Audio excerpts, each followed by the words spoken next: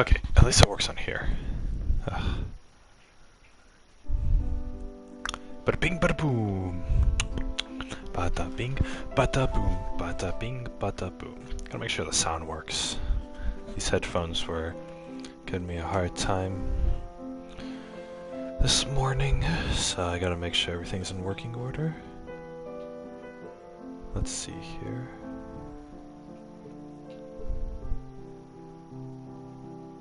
Let's see here, let's see here. Let's see here. Let's see here, let's see. Okay, cool. It works. Fantastic. Alright, cool. Let's see here. Alright, welcome back everybody. BigPasta Gaming here once again. And today we are continuing. We're continuing and we are finishing Valiant Hearts, the Great War. Oh, this war was so great, guys.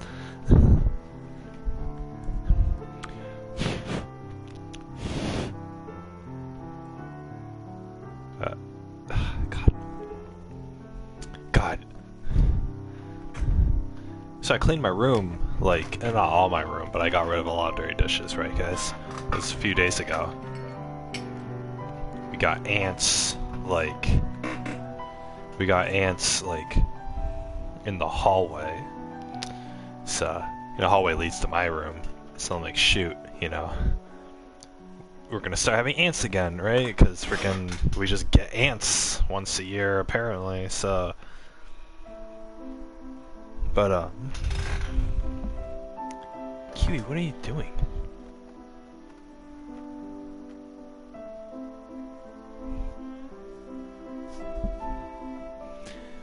She's like making herself long.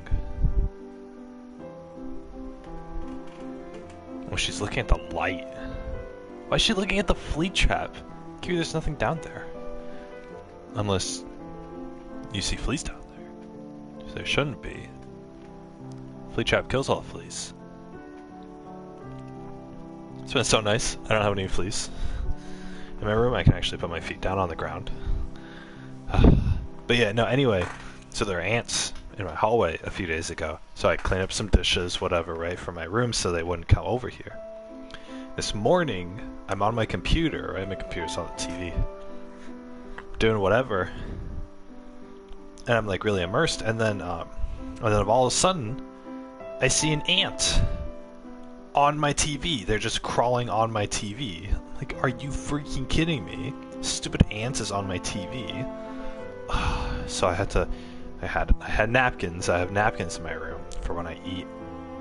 So I got a napkin, just picked up the ant. And luckily it was only one ant, and so I had to stop doing what I was doing and I had to check the surrounding area. Make sure, like, okay, are there any more ants? You know, is there a trail of ants? And that's how this one guy got here. No, I think he was just a scouter ant. And he and the guy just found his way from the bathroom all the way over here. So it's, you know, Kiwi. Before you go, Kiwi. A little pepperoni. Ah, you want some pepperoni? I hope pepperoni's fine for cats. I mean, I know the meat is, but I don't know about the spices. It's a long string of it. She just ate the whole thing. There you go. Look at you. I'm gonna take a bite of mine. Okay, Kiwi.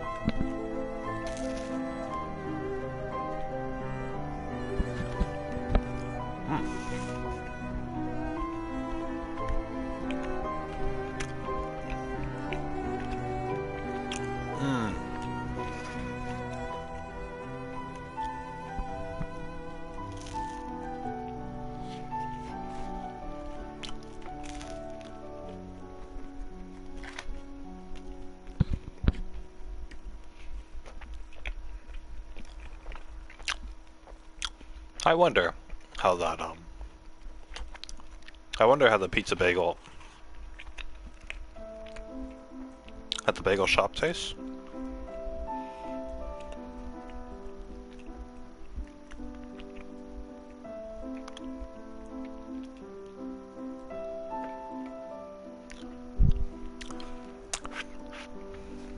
Freaking Kiwi, she can't like hold like a good chunk of meat in front of her, and she won't and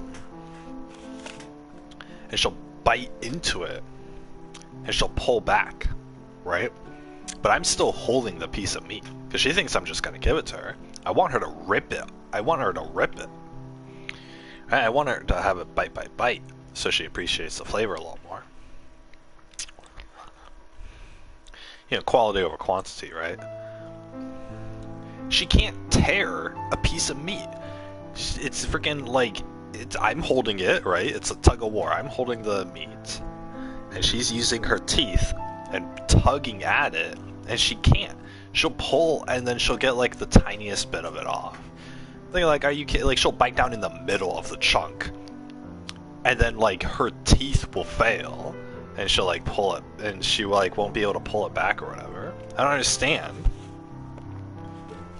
I could give her a whole plate of shredded chicken, she'll devour it, but she's not able to rip meat off of the piece of meat that I hold in front of her.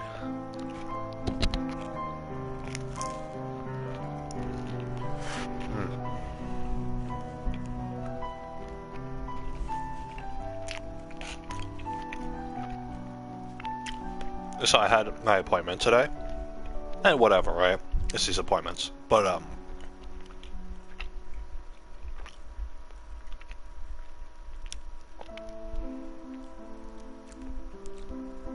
I managed to schedule the appointments. It's because I was doing it every 2 weeks. Now I'm doing it once a month, so I should be saving a lot of money off of it. So hopefully.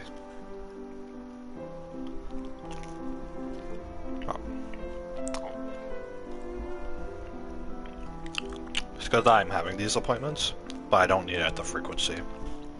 Especially after today. Today's was a little awkward.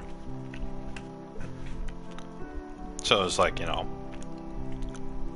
at this point, because I've gone every other week for God since May now. Jeez. But at this point, it's like, okay, I only need to check back with her once in a while because we made a lot of progress. So.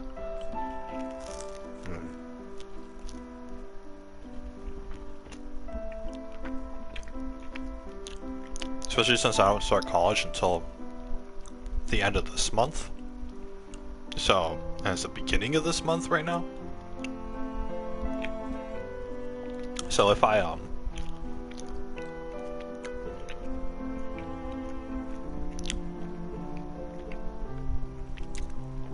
so by the next appointment, I'll actually have something to talk about.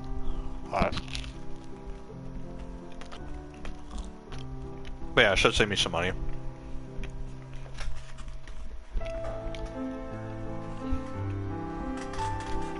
It's costing me, these appointments are expensive. And it's eating into my savings. And so every time I'm thinking, like, because you guys know how, like, frugal I am. You guys know how much I, like, like to save money or whatever.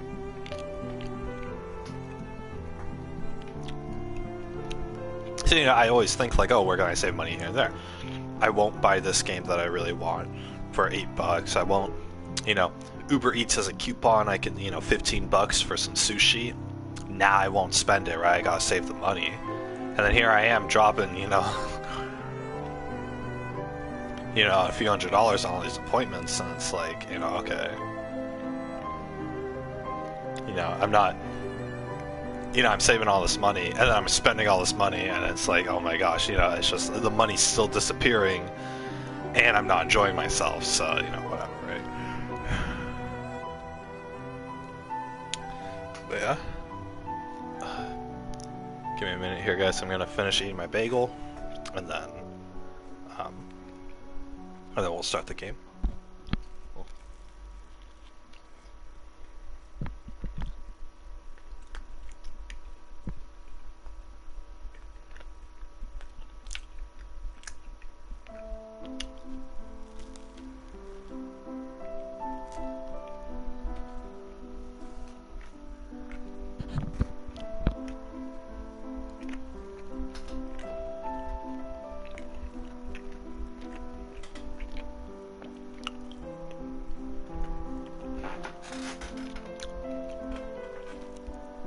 The price of everything these days has gone up, like a whole bunch.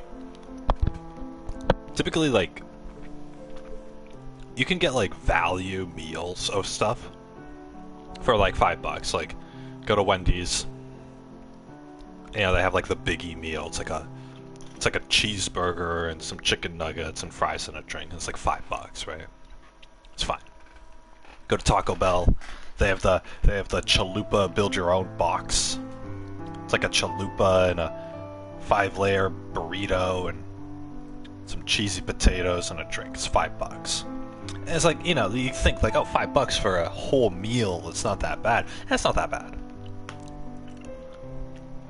You know, it's not that bad. But ends up being 5 something because of tax, right? Whatever, state taxes. But then you look at like but then you're like, okay, you know, I don't just want the junk of Wendy's or Taco Bell or McDonald's or whatever. I want something a little better. I want something a little better. I want a Chipotle burrito, or I want, you know, beef and cheddars from Arby's, or I want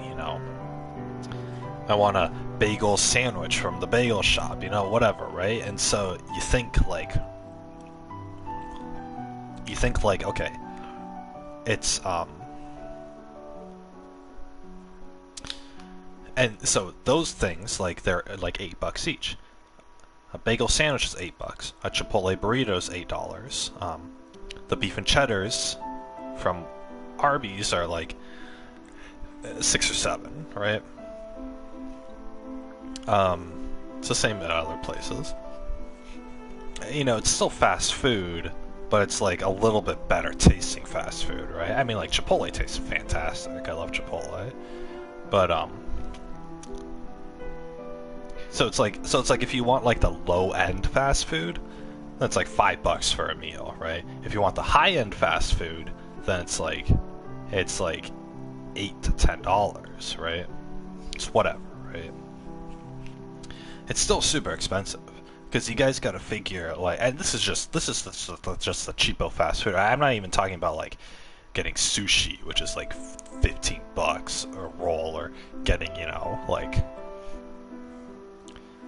getting a meal at a restaurant, which is like $20, you know, things like that. I'm not even talking about that. I'm talking about, like, I go out of my house, I go to a place, order something, it takes them 5 minutes to make it. And then I give them a bunch of money, right? I'm giving them $8 for this Chipotle burrito, or whatever, right? And so you think about, like, the cost of it. And it's like, yeah, I mean, I want to treat myself $8. It's not that big of a deal. Especially if, like, I was working a job. Then, you know, $8 is what? Like a half an hour's worth of work? That's not that bad, right? I mean, if I love Chipotle, I like Chipotle. Like, if I wanted Chipotle every single day, it'd only take me 30 minutes of working a job, in, you know, that day in order to earn my Chipotle. That seems fine, right? But you look at that, and you look at how much money it is, and then you calculate the cost of it, right? Because not only do we have bills, we have rent to pay, and we gotta feed ourselves in other aspects and whatnot, right? If I'm going out and getting a Chipotle burrito every single day, which, believe me, I would, because they're delicious and they're very filling, I think it's worth the money, but still, it's expensive. You know, if I was going out getting a Chipotle burrito every day, $8 a day. Let's say I get it every day for a year, right? $8 times 350 days in the year is, what's that, 7? That's about $3,000 a year that you're spending on Chipotle on one meal, right? Let's say I go to Chipotle and I also get the Taco Bell $5 deal, right? And I'm spending $13 a day. And let's say I have a light breakfast. Let's say I cook my own breakfast. I'm super cheap about it, and it's $2. So that's a $2 breakfast, a Chipotle burrito, and then a Taco Bell sort of thing, right? So it's about $15 a day over the course of a year, right? That's about $5,000 a year. If I have a home cooked breakfast and then 2 fast food meals every day, it's $5,000 a year, which doesn't seem that bad. You guys think about, like, how much money do you make in a year, right? Like, typical salary, I mean, typical salary for somebody who doesn't have a career is like $35,000 a year. So 5,000 of that is going towards your food every day, and you get to eat out a bunch, right? That seems pretty worth it, right? But you know, it seems like it's not, you know, it's a dent. It's a huge dent in your salary, but it's not that bad. But then you guys gotta take into account everything else, right? Taxes, how much you pay for rent, you know, things like that. All of a sudden, you take all your costs, and you know, the cost of rent, right, is like, let's say you spend $1,000 a month for rent, right? You live with somebody, $1,000 a month for rent. You got a car, that's another $300 a month. You got utilities, that's another $200, right? Then you got other expenses, that's another $100, right? So you add all that up, and you're spending like, you know, you're $35,000, and then there's taxes on your income too. So, you know, you're making $35,000. You're probably bringing home like 10. You're probably freely able to spend like $10,000 of that, and half of that's going towards your food, right? That kind of sucks.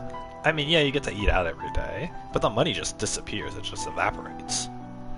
Let's say you have a new car. Well, no, you just spent $5,000 this year on fast food. You know, let's say you're saving for a house. Let's say you want to like buy a new TV for your room. Now you spend all that money on Chipotle, right? It's like it seems cheap at first, and it seems like very little of your paycheck, but it actually ends up being a lot of your excess income or whatever, right? And you guys know right now I'm like draining my spendings or whatever. So every time I go out, every time I spend any money from my bank account, from my savings, I'm thinking about this. I'm, you know, thinking like $8 for a Chipotle burrito, right? I didn't work today for 30 minutes to get this $8. I worked for 30 minutes like 5 years ago to get this Chipotle. You know, me from 5 years ago working my job was making the money so that I today could have this burrito, right? And I think about that, and I think like, you know, would the me from 5 years ago really be like, was I working thinking like, oh man, in 5 years I'm gonna have enough money for another Chipotle burrito? Like, no, I wasn't thinking that. I wasn't thinking that. I was thinking like, you know, every minute worked is $1 saved, and you know, because I spent all of that time saving my money. The reason I have a good-sized bank account right now, and it's relative, right? It's good in size for an unemployed person. But the reason I have, you know, this safety net to fall onto with my bank account is because I was frugal these past 5 years. If I had gone out every day for food, and I had spent, you know, $5,000 a year on this fast food for all the years that I was working, I wouldn't have a single dollar saved. That would have been all my money. That would have been all my savings or whatever. Because at my old job, I was only able to save like $6,000 a year, just because I had other expenses, right? But that was because I didn't have a car, and I didn't eat out every day, right? If I did eat out, it was with a whole bunch of coupons, and it was only because eating out would have been cheaper than going to the grocery store myself, right? I did treat myself every once in a while, but it wasn't an everyday thing. I'll see people go out and drop like $10 at a fast food place every day. And it's like, yeah, I get it. It's your comfort food. You're, you know, coping from working, but it's your comfort food. You're coping from working that day, but at the same time, you're wasting the money that you just earned, right? And the thing is, it's like, I wouldn't have any money after that, right? If I had gotten myself a car and had to pay that every month. If I had gotten myself fast food every day instead, you know, things like that. If I had gotten myself a new TV every year, right? You know, it's things like that. You know, if I had done any of that, if I had indulged in any of these, you know, luxuries, in any of these cheap luxuries day by day, then I wouldn't have been able to save the amount of money that I have in my bank account right now. I wouldn't have been able to save that money and have it right now or whatever, right? $5,000 a year on fast food, for me that's rent. That's rent, because I have fairly cheap rent. For me, I could last almost a year off of that amount of money, right? I'm spending as much, I would be spending as much money on food as I would be on my rent. And, that's, it's kind of scary. Because that's money that if I had done that, let's say, then I wouldn't be able to, if I had done that, while I was working, then I wouldn't have enough money right now saved up in order to pay rent this month, right? I wouldn't, my mom would go to me and she'd be like, oh, where's your rent money? And I'd be like, I don't have anything in my bank account. Why don't you have anything in your bank account? And I'd think about it and be like, I did buy a lot of Chipotle while I was working. $8 a day for a few years means that I'm down thousands of dollars from my bank account, right? The money adds up. And that's my whole point with it. The cheaper I am, the more dollars I can save, the more money I can save up, and then use that money for something else. Because when I was working a job, the only when the job would get really bad, my only comfort during that job was that I would look at my bank account and say, okay, if I wanted to, I can afford to quit. I can afford to quit this job, because my job was tough.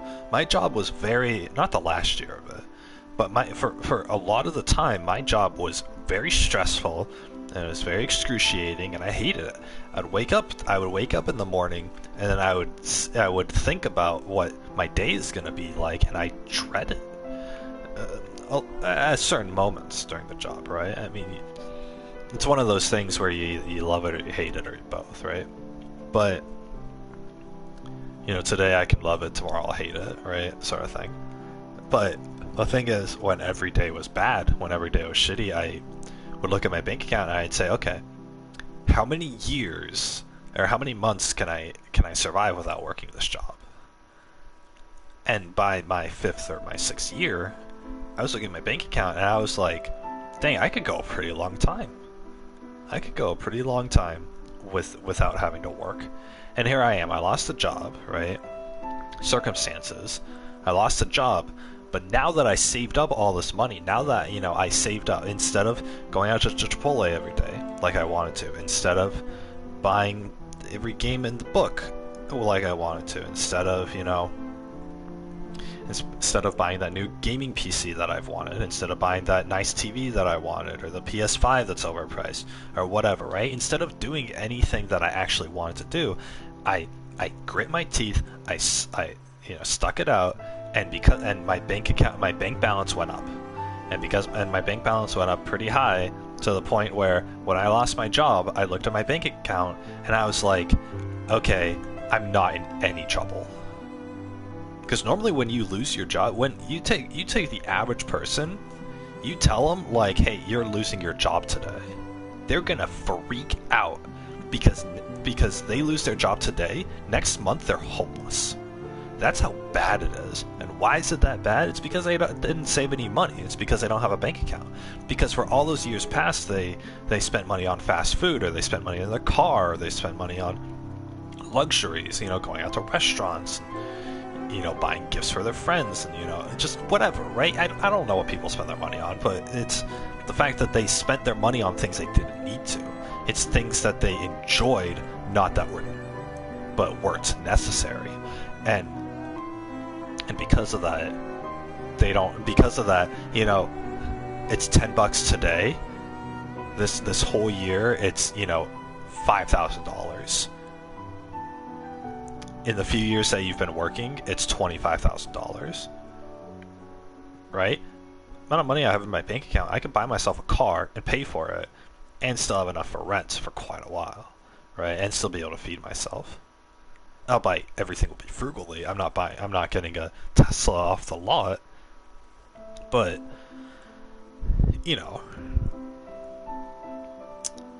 I could do it, right? I could do all of these things, and I have the safety net. And most people would dream of,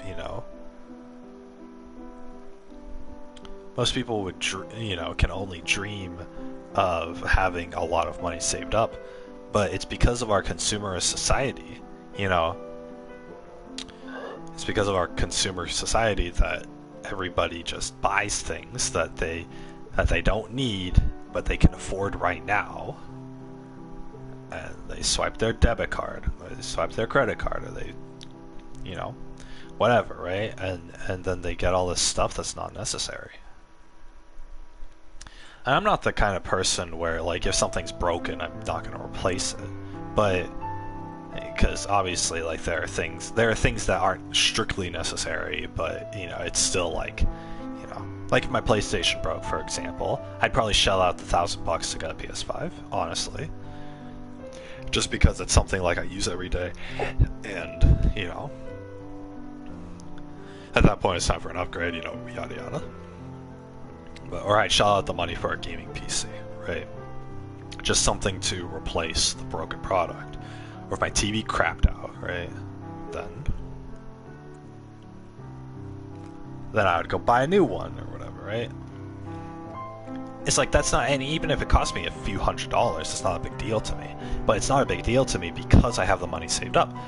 Whereas the average person, and this is a problem that I had growing up, because this is what my mom would do, is something would break, I would need something replaced, and it would be a few $100s, and my mom would say, like, oh, we don't have the money for that. We don't have the money for that, we can't afford that, you're just going to have to make do. And so I would have to live with this daily inconvenience of my game console broke, or, there's no games to play, or my clothes have holes in them, or the TV's broken, I gotta use one from the Goodwill, or whatever, right? I don't know. Just anything, right? I wanted that, like, kid, like, the Tonka truck, the Tonka truck that, like, you ride in, or whatever, like, you're like a 4-year-old kid, and you get in the seat, and there's a steering wheel, and it's electric, and you turn it on, or whatever. That thing is like $300 or $400. Oh, we can't afford it. But guess what we could afford? We could afford going to KFC every single night this month. KFC for a family is like $25. There's 30 days in the month, and we had it every night.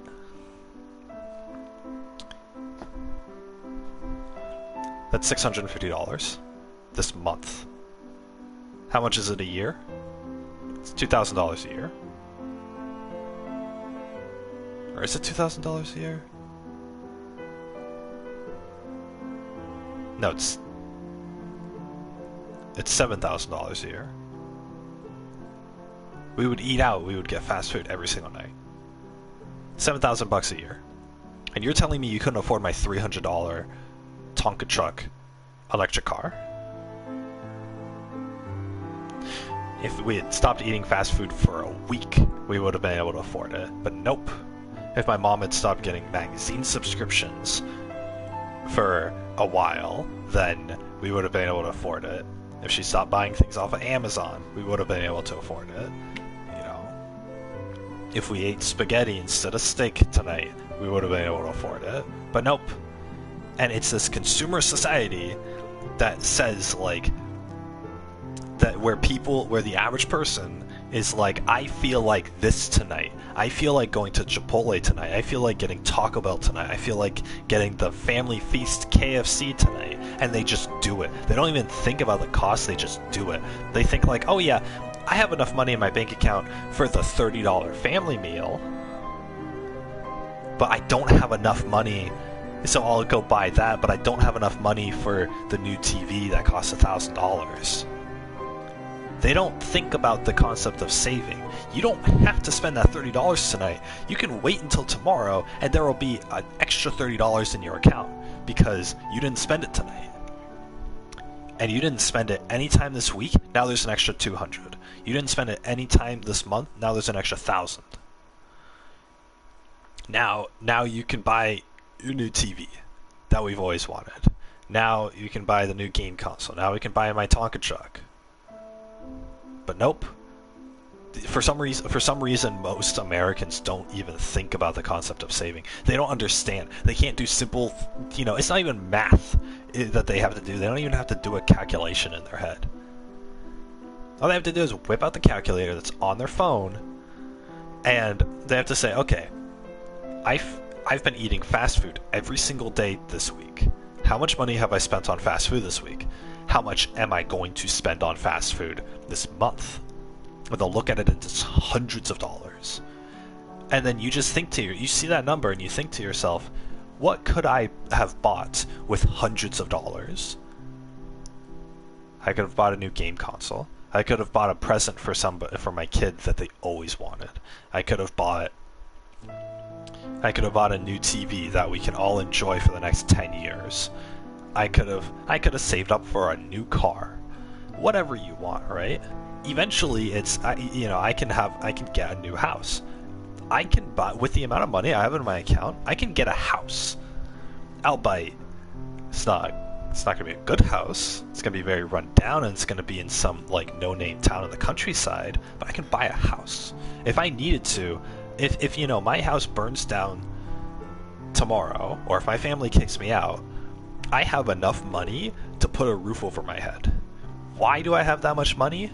When I was working some low-wage part-time job, it's because I didn't buy fast food for myself every single day. It's because I purposely didn't enjoy these little convenient luxuries in life, and I looked for every way that I could cut corners and save money.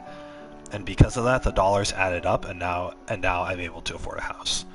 And people would be like, "Oh, how you're unemployed? How are you able to afford a house?" As they say while they're eating their KFC or their Chipotle or whatever. And I'll look at them and I'll say, because I chose not to enjoy those things or whatever. I'm sure I've ranted about this before. I'm sure I've gone off about this before, but it's just, I don't know. I don't even know why I start talking about it. I don't even know what provokes me to talk about any of this stuff, but it's still I think about it because every single day I think about man, I want some Chipotle today. I got a notification on my Taco Bell app. They're like, "Oh, we'll give you extra bonus points if you get cheesy potatoes in your chalupa box today." I'm thinking okay, chalupa box is $5. I'll get the drink upgrade because it's worth it. With tax, it's gonna be $6, right? $6 for a chalupa supreme, which are pretty good. The 5-layer burrito, which is pretty filling, cheesy potatoes, which I love, and the drink, which is pretty nice, right? The Baja Blast at Taco Bell is delicious. I look at that though, and I look at that, and then I'll see okay, $6, right? That's not too bad. $6 isn't too bad. I'm already paying, what did I say, $20 a day in order to keep this roof over my head, right? That's what I'm paying in rent. It's $20 a day. What's an extra $6?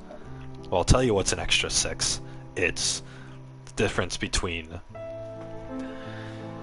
having to go back to work or not. It's the difference between being able to afford that house or not. It's the difference between being able to survive the next 3 years with no job prospects or not. Right? That's what $6 means to me. $6 isn't $6. $6 isn't even, it's 20 minutes of work anymore. $6 is, I have this money, why would I give it away? Yeah, I get something nice from it. But the thing is, I want the Taco Bell meal deal today. Right? Let's say I go out and get it today. How am I going to feel tomorrow? Tomorrow, I'm not even going to remember that I ate it. I'm not even going to remember that I ate the meal. But yeah, I'm going to check my bank account, and it's going to say minus $6. The enjoyment from the food is temporary, or from the luxury that I get is temporary, but the financial impact is forever. And so therefore, because of that alone, I can't justify spending money to enjoy myself. If I was making millions of dollars, then yeah, I would do it, right? If money was no object. But the thing is, money is an object. Money is an object that I can lose, or whatever, and I have to live frugally because I was born poor, or whatever.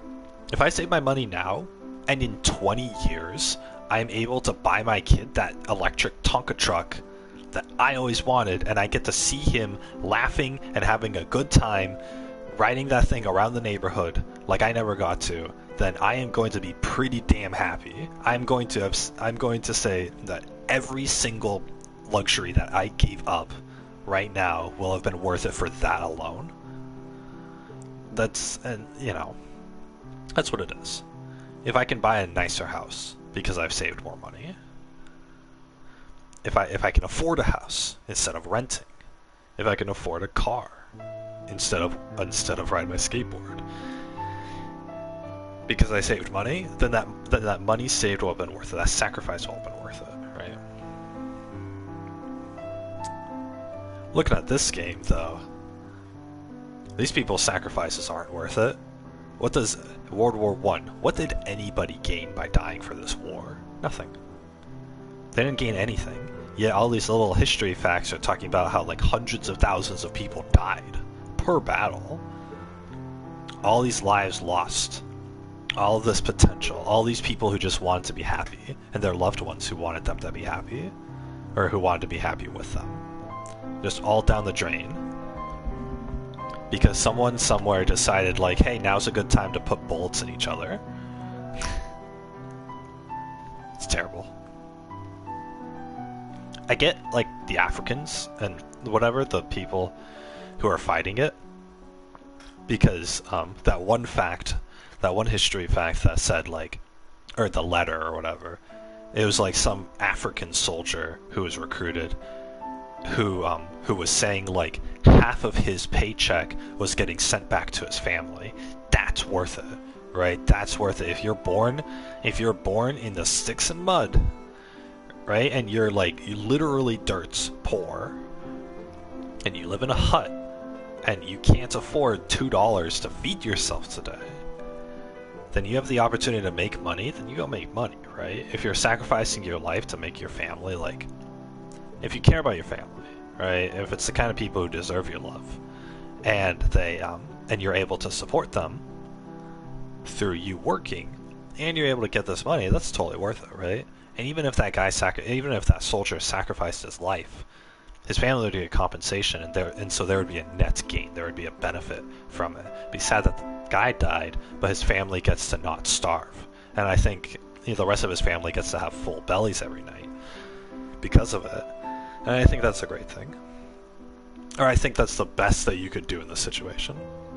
Whereas all the people from first world countries who were working on farms and factories and stuff, who got recruited to this war was nothing but a curse for them.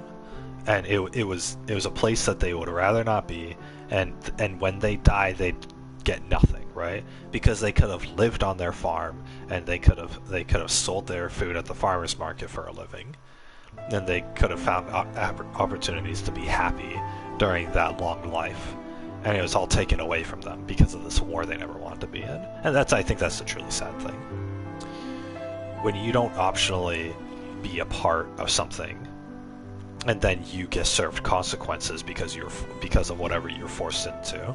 I think that's the worst thing.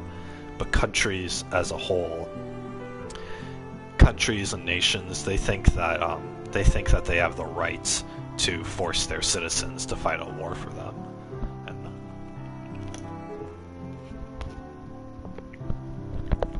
it's terrible.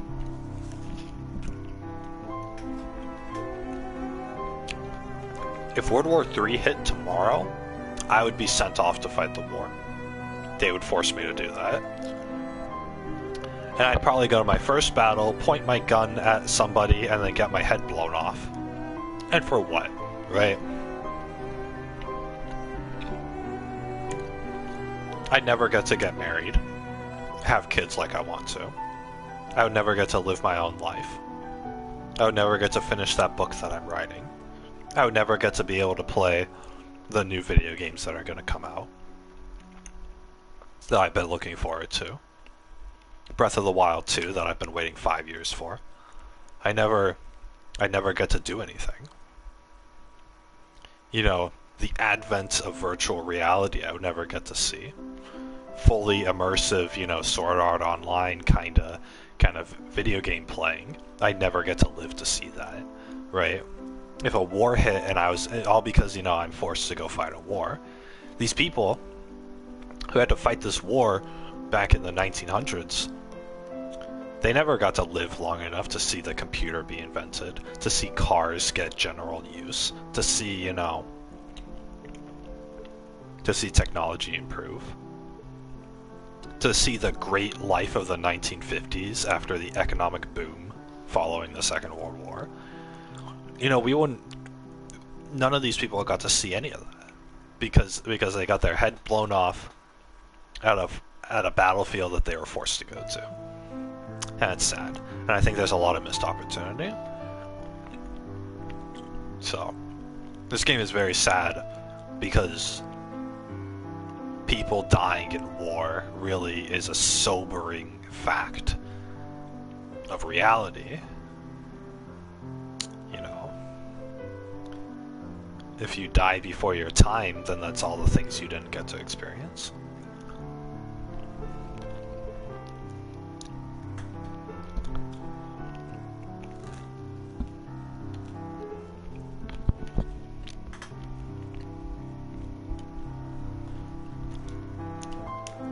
I think it's cruel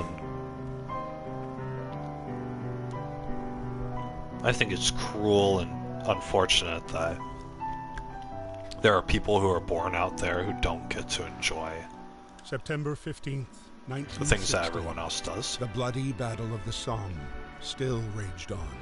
206,000 British soldiers would lose their lives there. Freddie was commissioned to drive the newest weapon of war, a major progress in a conflict that was literally stuck in the mud. But Baron von Dorf was also counting on this battle to shine in front of his superiors. 200,000 lives lost.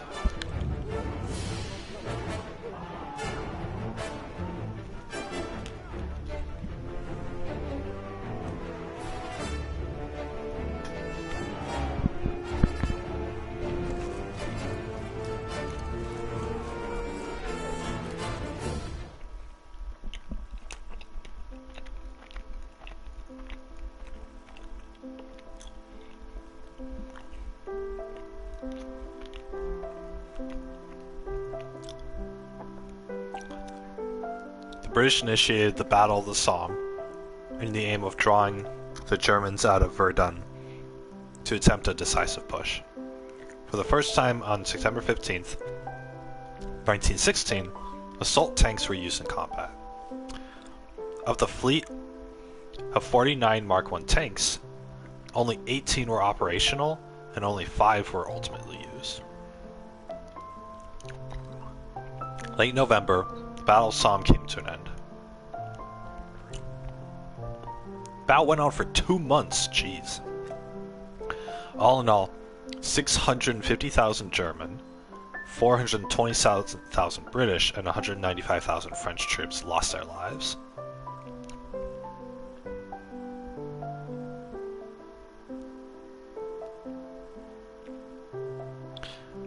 That's over 1 million people died in a 2-month period. All of those people had hopes and dreams. Things they wanted to do. Families they wanted to get back to. And they died. They got blown up by tanks, got shot in the head, suffocated from gas attacks. All for what? Mark I tank. Developed in utmost secrecy, the tanks gained their name from the British subterfuge to conceal their real purpose from espionage. Official documents instead spoke of a device for transporting water to Russian troops. The first model to roll out, the imaginatively named Mark I, had a huge psychological impact, and tanks would reach their destination to find trenches deserted. The Germans, however, soon learned to cope with shortcomings. The vehicles were also unreliable, and interior conditions were horrific. Interior conditions, oh my god. Yeah, I mean, if you're in a small metal box, you're probably, like, very hot and suffocating in there. Dude, if I was in a tank, I would just strip my military uniform, I don't care. And it's gonna be hot anyway, I gotta be able to function.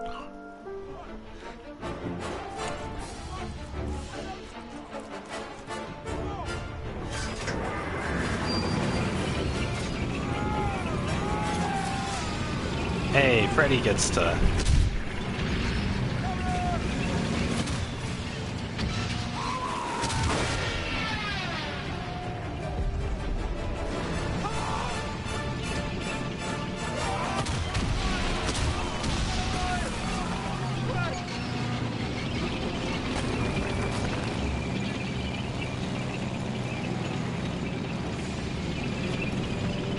Yeah, jump the tank. Whee!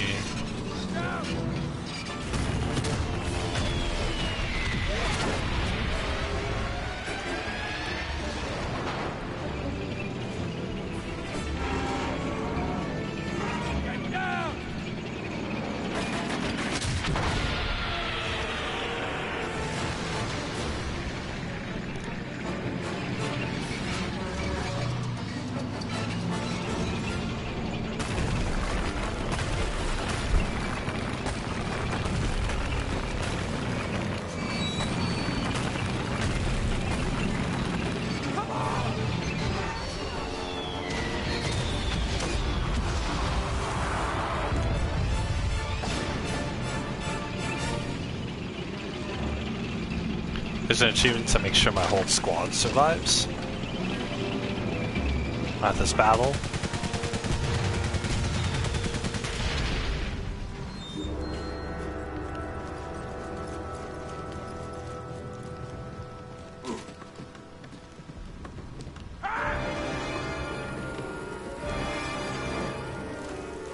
Go, go, go. Oh my god!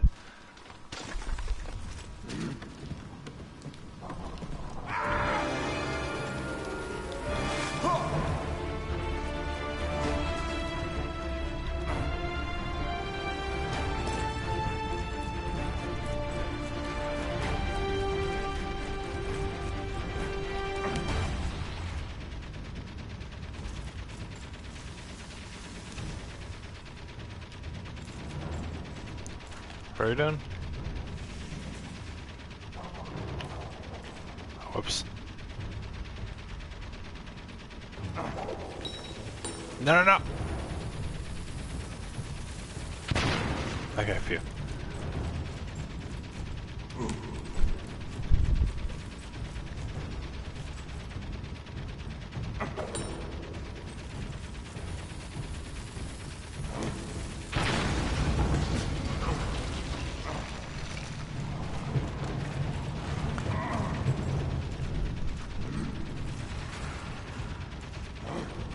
Rawr.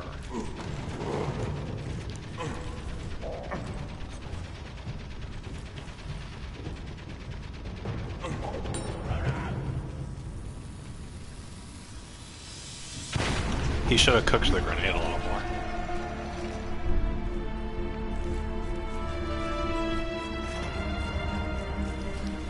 Huh?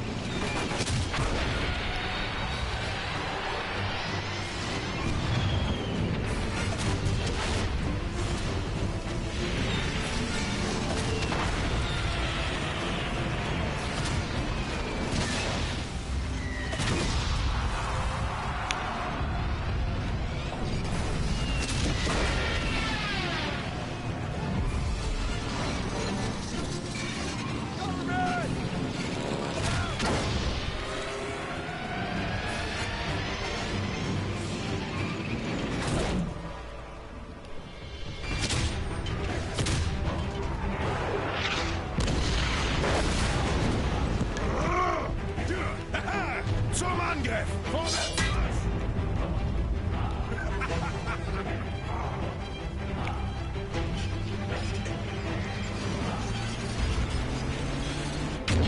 Danger, man!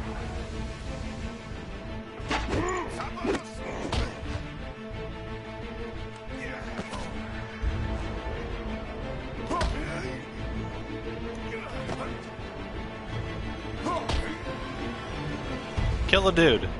Come on, everyone's dying in this war anyway.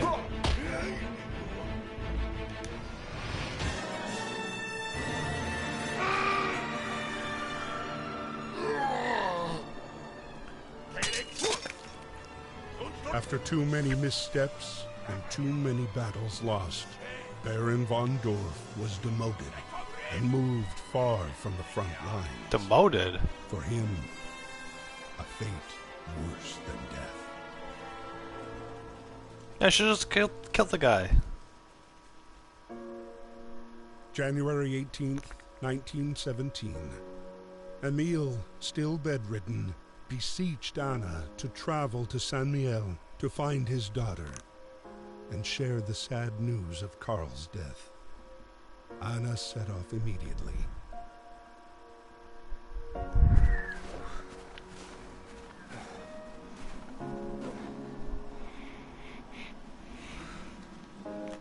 Alright. I got...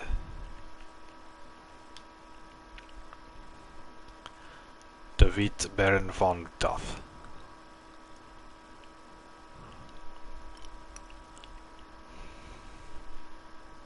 Yeah, save your entire platoon during the Battle of Somme. Perfect. Winter. Winter was harsh for soldiers in the trenches, and troops suffered from the perpetual cold and damp. The temperatures often below zero on the Western Front. Many ended up in the infirmary with frostbite, which could ultimately lead to amputation. It's important to try to keep feet dry. Oof, yeah.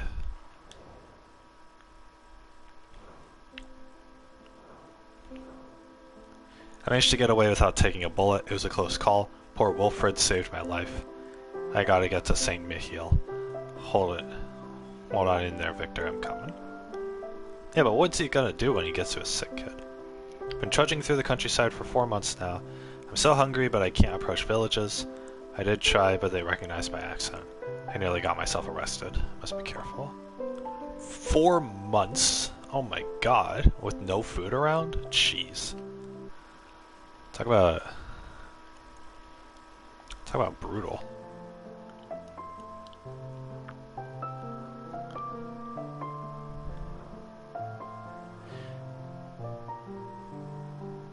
Victor is sick. He hasn't eaten in 3 days. He's all pale and weak. He needs meat, but I have nothing left to give him. I hope he improves soon.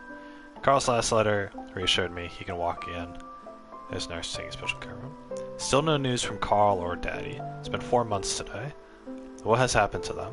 I must stop worrying. Maybe it's simply the letters aren't getting through. I daren't imagine the worst. Victor needs his father, and so do I. Aww.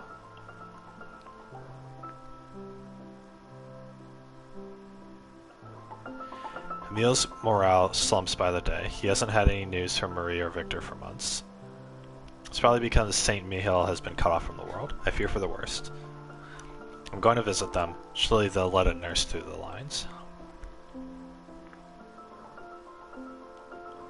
I couldn't do it. I had his life in my hands and I couldn't do it. Killing him wouldn't have brought you back, and you wouldn't have wanted to see me kill. He wasn't worth it. Nothing holds me back here now. If I survive this dang war, I'll be heading home. But you blew up so many planes and bunkers in that tank. You killed all those people, and yet you couldn't kill the main bad guy? What the hell? Freaking this dude. Do.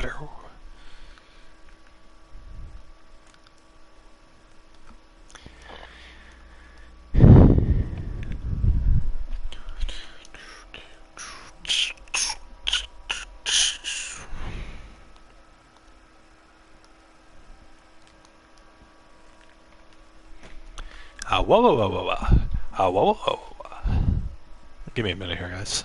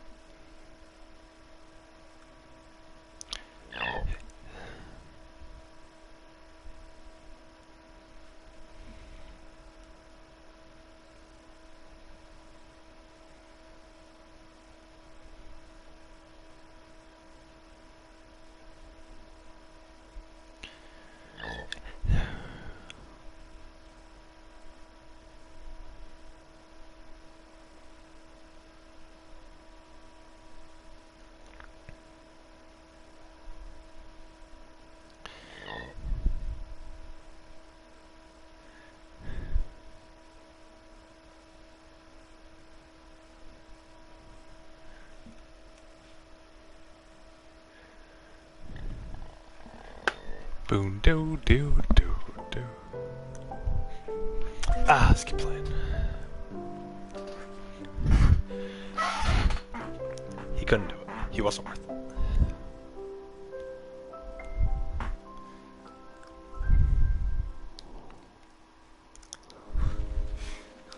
Gotta go, gotta go, gotta go.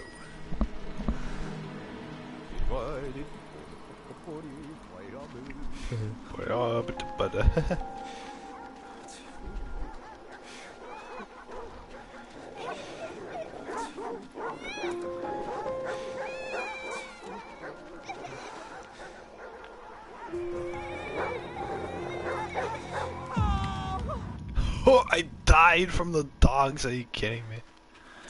You're starting me all the way back at the beginning? Oh my god.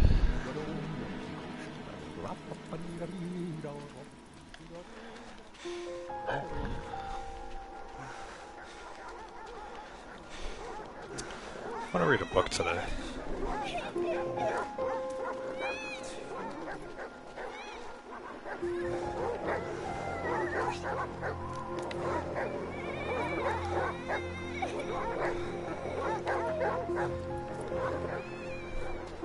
Can't do anything about that.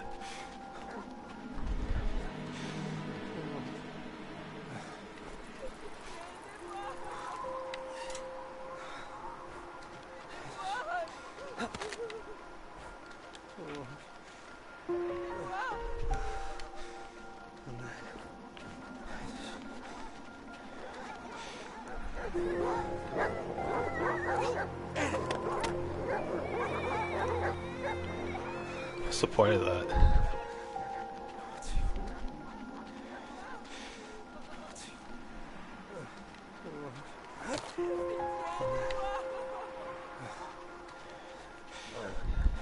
Yeah, I get that I have to save the child. Hey, go fetch!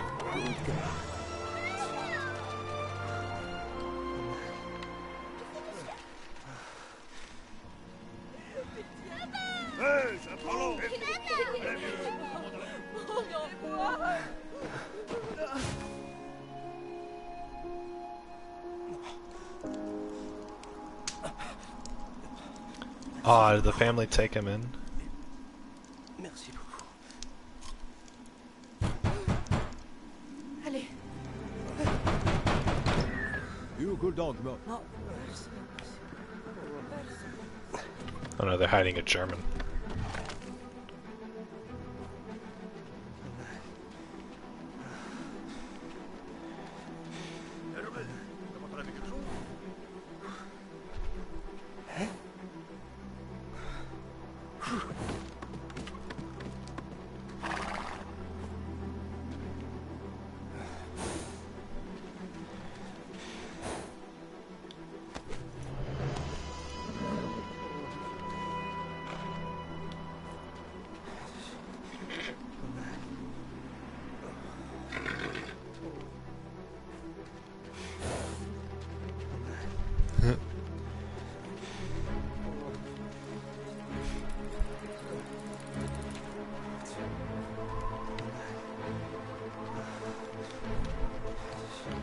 Gotta go, gotta go.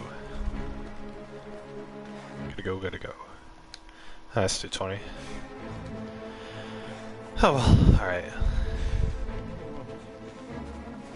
Exhausted, starving, Karl realized he'd never reach Samuel. His strength fading, destiny still had one more surprise in store. Aww. They were only about 20 miles from Samuel when their hopes were again dashed. Oh. Oh, no.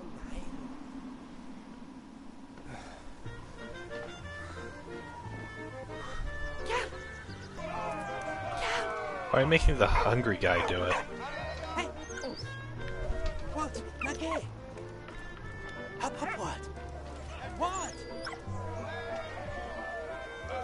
Nage, what? Hey, what? Hey, what? Auf, what? Auf geht's! Auf what? Auf geht's. Hey, ready, ball. Fine.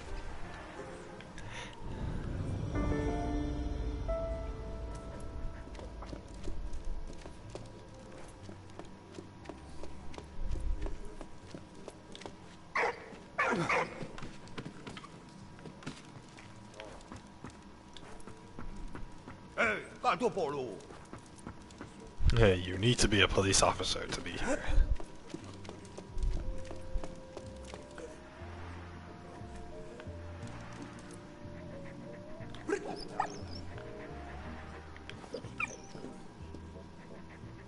Oh, there's a bookshelf here. Okay, that makes it easier.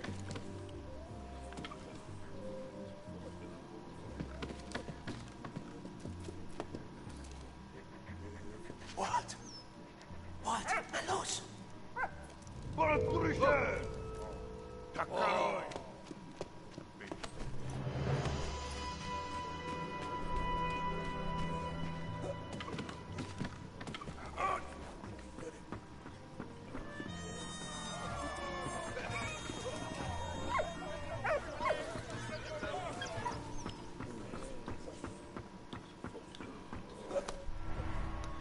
Yay, got that. Whatever that is.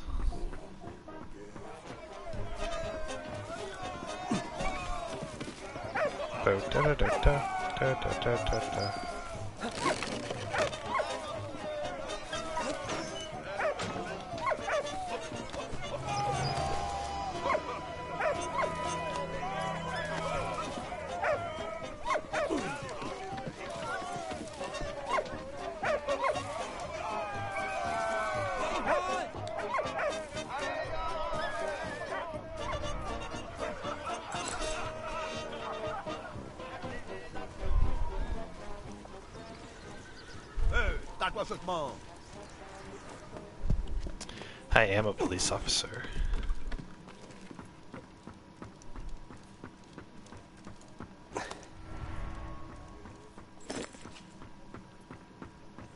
Yeah, I got that thing.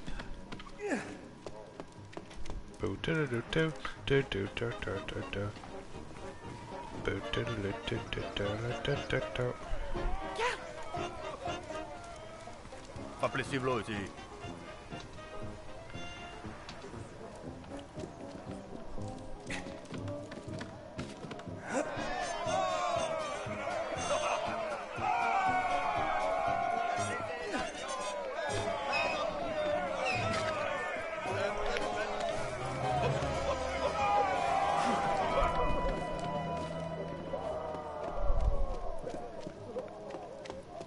Ba ba da ba ba ba ba ba Yeah, ba.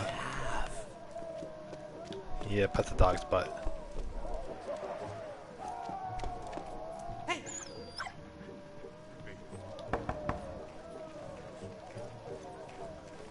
I'm sur le pinard. He wants the red wine. Okay. Oh, laisse-moi trop.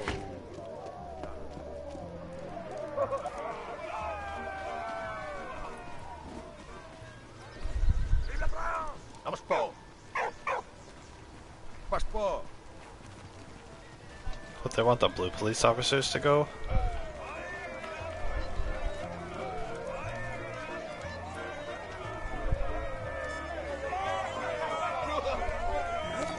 Give me that one. What? What? Eh, dis donc, pas le pinard. Oh, how dare you? My red wine. Get the red wine.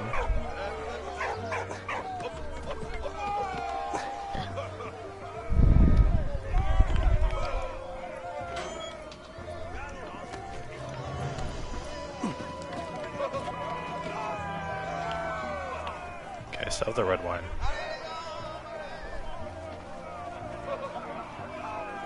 Good, they let me through. Pas les Alright. griffetons. Don't give it a grift on me.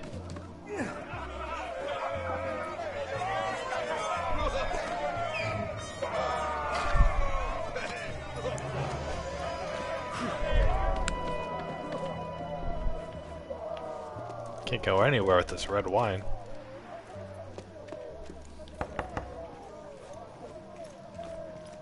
Apporte-moi de la piquerate. Yo, bon, on va le boire. What? Hop, what?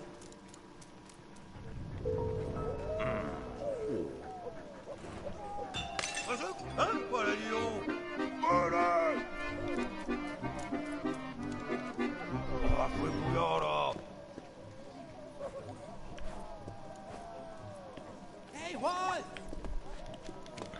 I thought I could pick that up.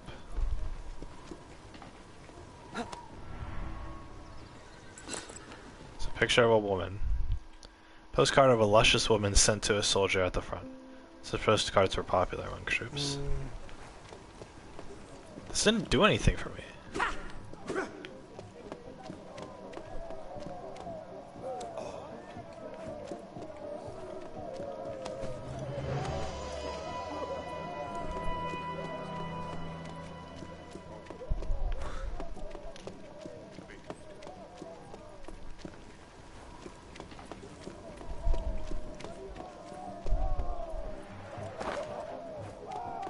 Yeah, I'm the commanding officer.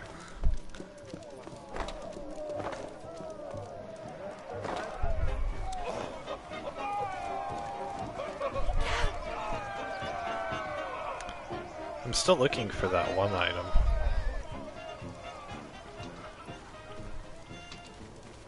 Hey, 干错暴露。 Move aside from me.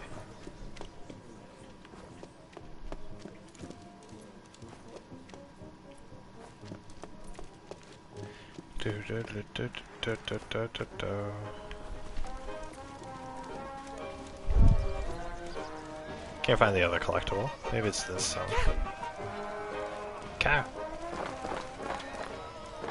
Up. Yeah, stand attention. Good yoga. Good Heyoka. Boo doo doo doo doo doo doo doo doo.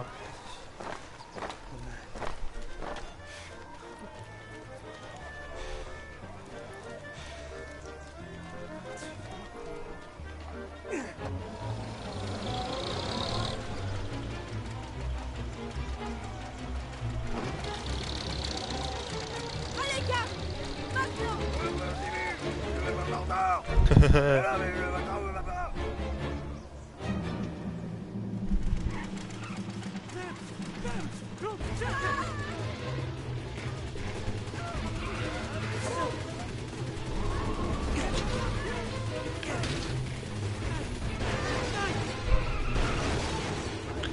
No, we're blowing everyone up.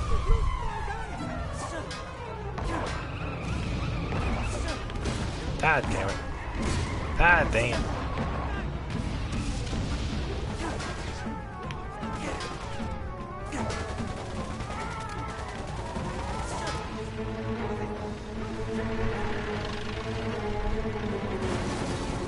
Oh, frick. God dang it. 2:30.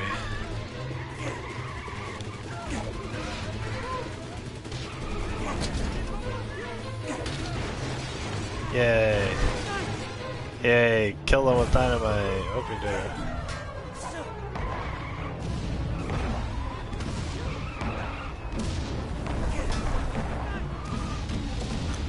Ba ba ba ba ba ba ba ba ba ba ba ba.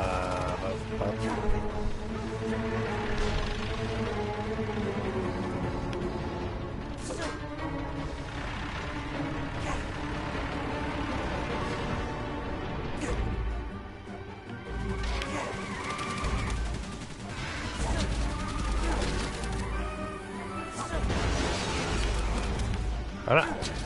Boom. Yeah, blow him up. Bam. Haha, got him.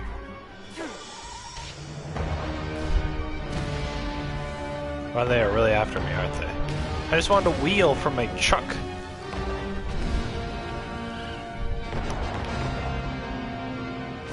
Ah, I got hit. Ah, son of a bitch.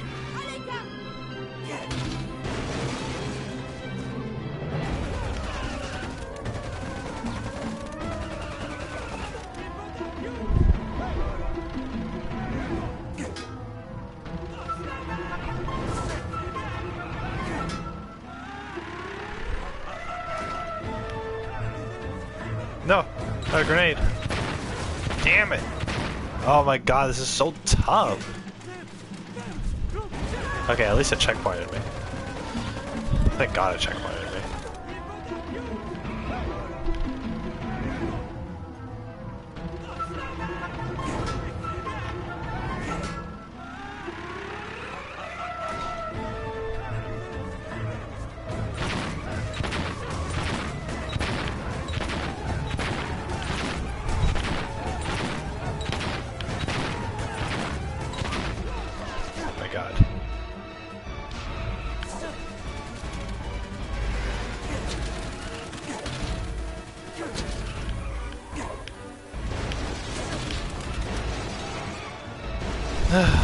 scared.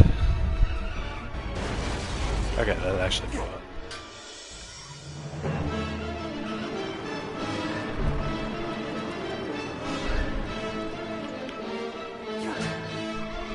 Dude, how many lives is this guy willing to sacrifice?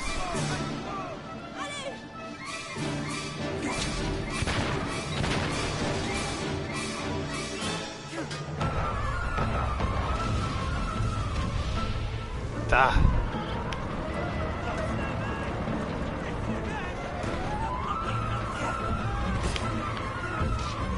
For real? Oh my god. No.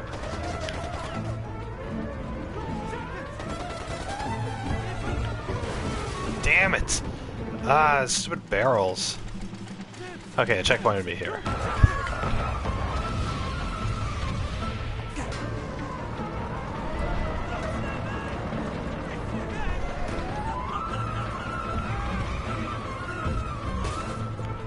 Damn.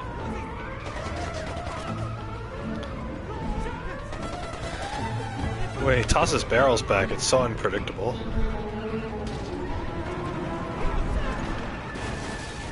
Oh my god!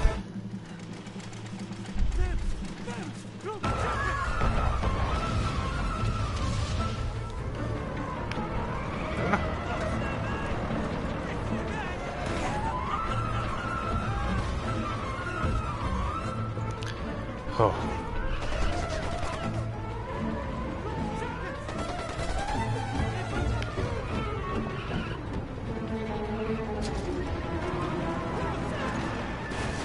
Oh my god! It doesn't let me know when that happens.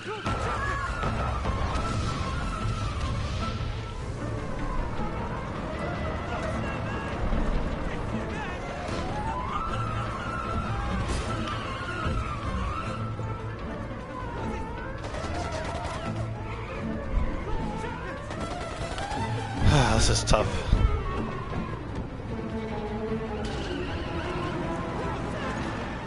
Okay.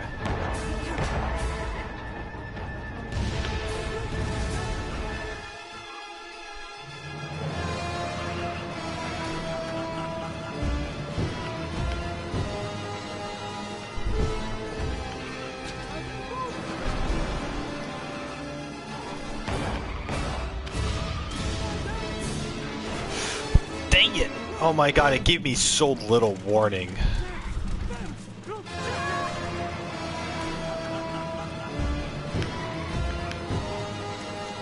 Okay, at least the checkpoint would be here.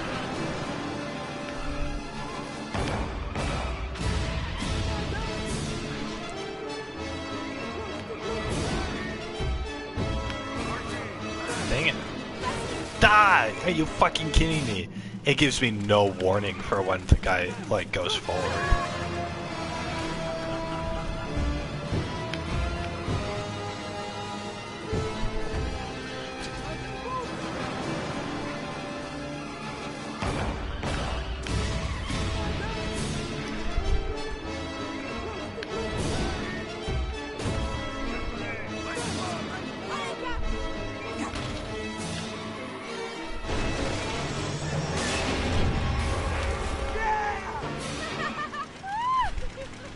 Yeah, we killed that guy whose uniform we stole. San Miguel.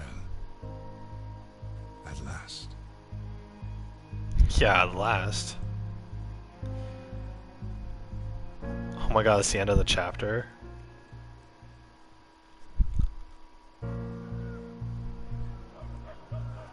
Chapter 4, Wooden Crosses. I don't know, it's gonna be sad, isn't it? Their euphoria was short-lived. Intercepted by German troops who still held San Miguel, Karl and Anna were led to the officers' quarters for interrogation. Karl was sent back to fight for the Germans, while Anna was sent to the infirmary to care for soldiers. On April 8th, the French forces launched an assault on San Miguel, an opportunity that Karl would not let slip by.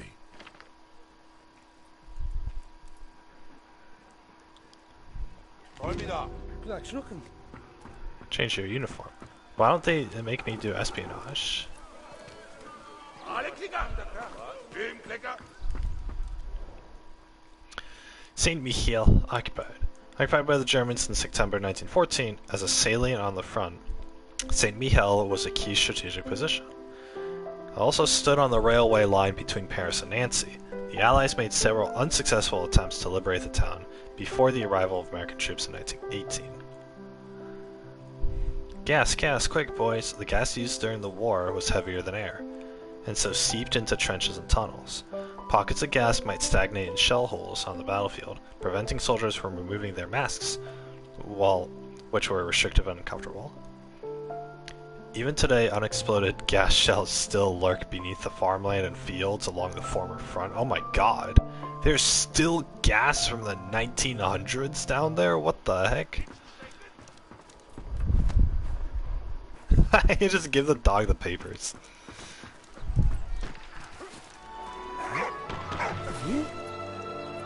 Ja! Ich schlug dir das. Ja, komm. Ja. Was du bist? Flux. Can I see my wife?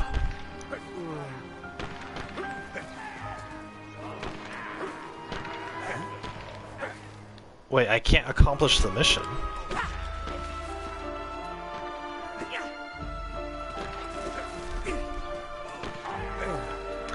That's a pretty bad glitch. Oh my god. I gave the dog my papers.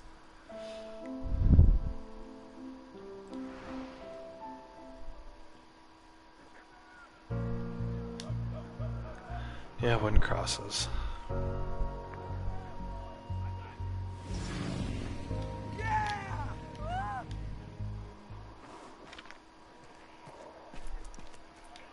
Vollmiddag.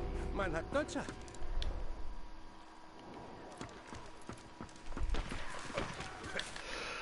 Diaries. Miracles do happen sometimes. Karl is alive. That was quite a smart escape. Dressing the dead guy in his clothes actually worked. We have crossed the lines and we're so close to our goal. I hope they let me out of the infantry. I'm going to try to find Mary's farm. Karl's being held at the barracks. They suspect he's a traitor.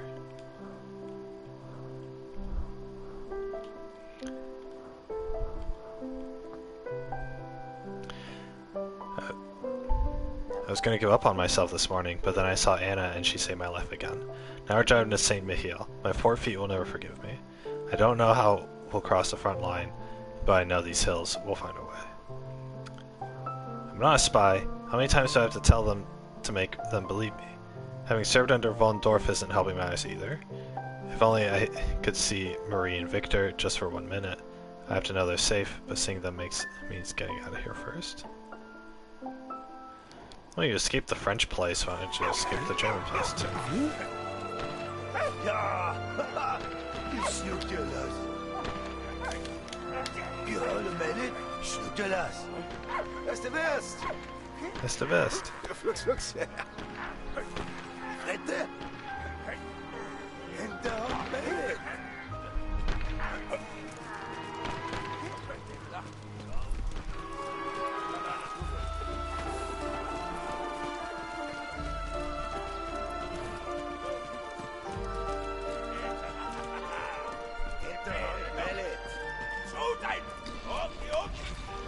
No, don't give him the papers. Oh my gosh.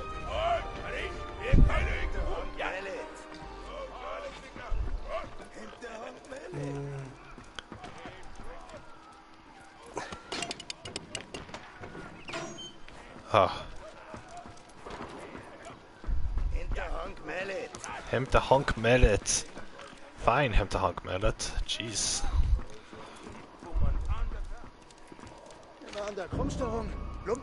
Commander Hofstehonk.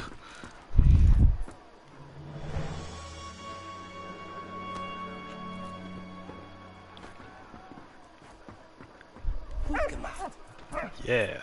He's looking like a green guy. Yeah, you look like just the rest of us.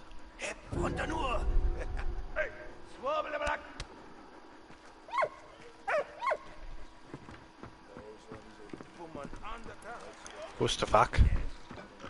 Pustavak.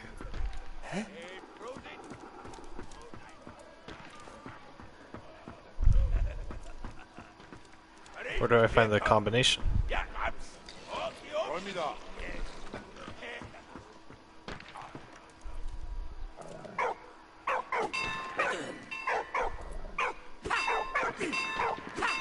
갑니다. Hey, Pustavak. Pustavak. Let me down. Oh, what is this?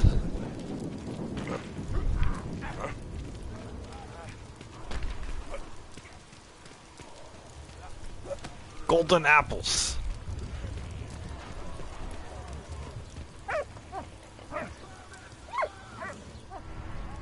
Oh, thanks. Knall hinten nach oben dort. You heard a minute?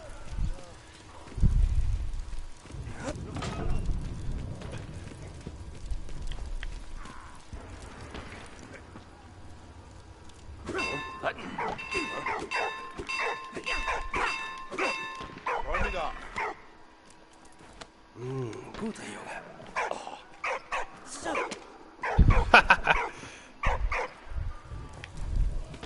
Just give me my weapons. What do they want from me?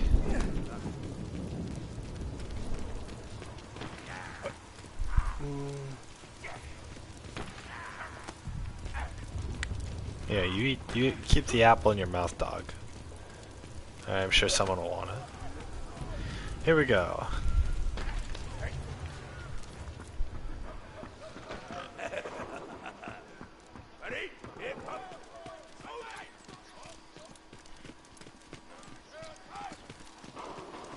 Hut.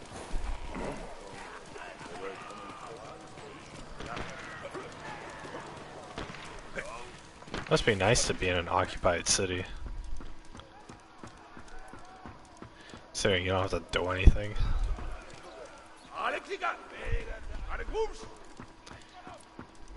What if I give you an apple instead?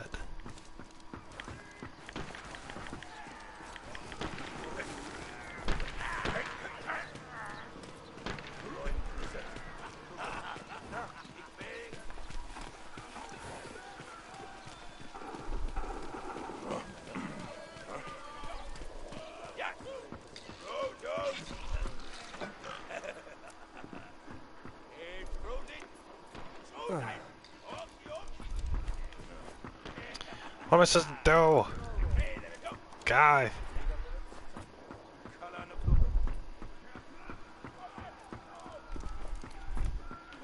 Oh, there's a thing here? Really?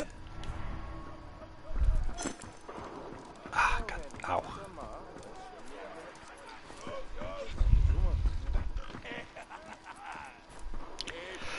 I need the key.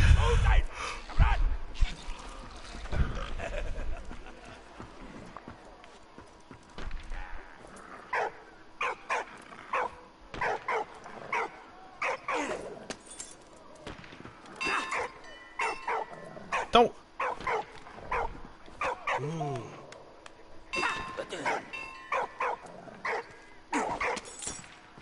갑니다. What? Na los. 갑니다. There we go. No, come back here. What? Come here. Ja, brav. Yeah, brav. Golden apples. Here, dog, take one. No. Hey, dog, take.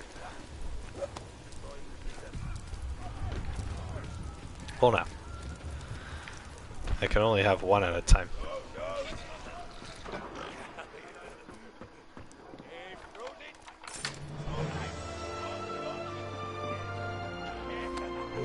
Guter Junge. Good Hionka. Good command.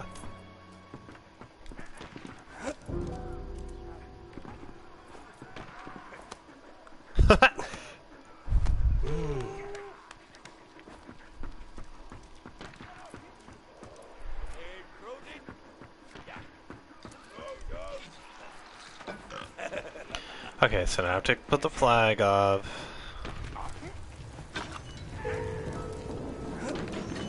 Miss Ufan is 70.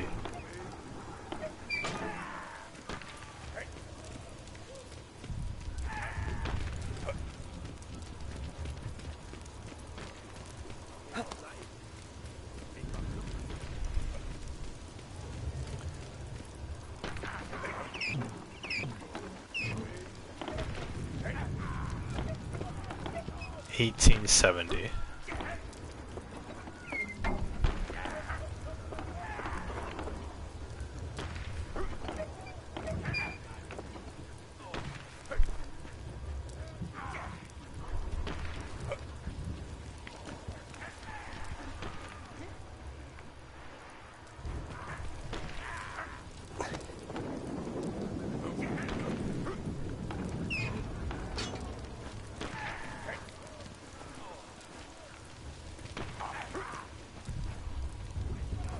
Ja, brav. Guter Junge. Get dog slobber all over my golden apples.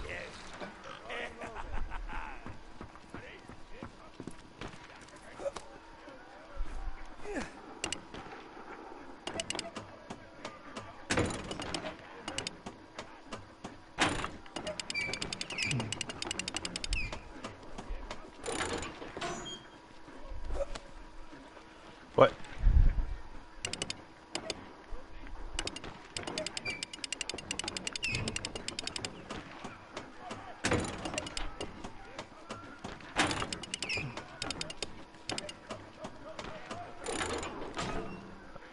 Don't get it!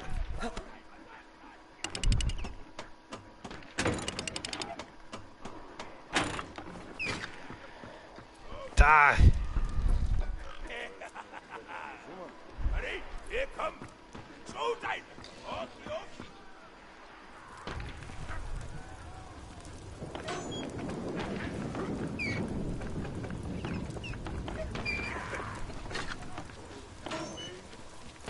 okay. Mit uns 1870. The thing doesn't have a 0 on it, so... Stupid flag.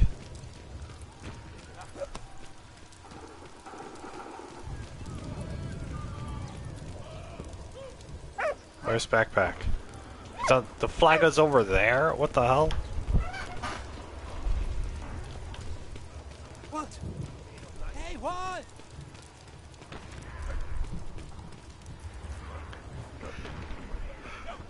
Flag over there.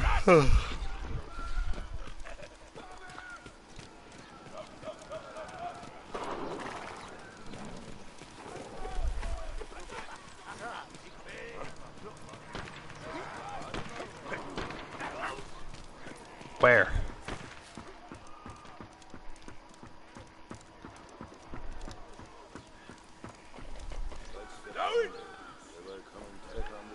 Dad, take that. Ugh.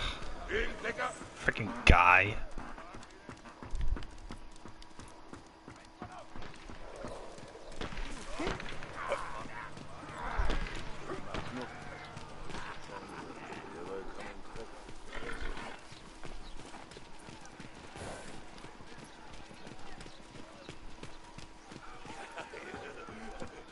Ready? Here come. Yeah. Come on. Hey, Brody.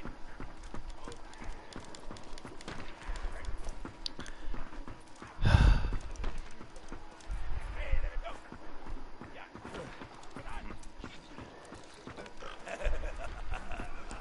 Hey, Brody. Die. Hold it. Formidable. Mit uns 1870.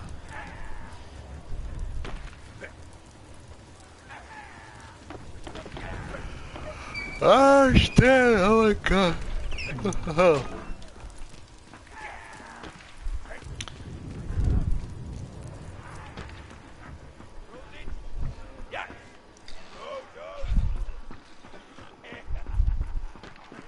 So, if there's 8 digits and I'm thinking of a 3-digit combination,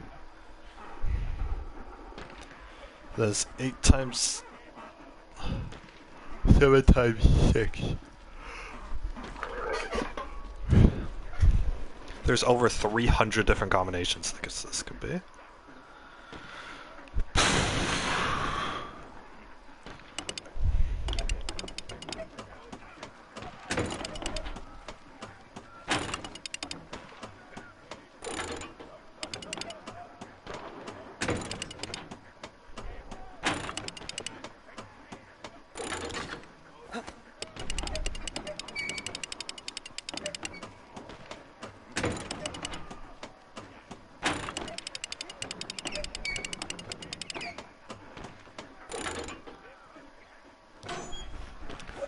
I don't get it.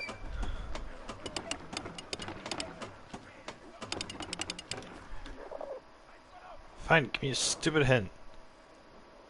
Are you kidding me?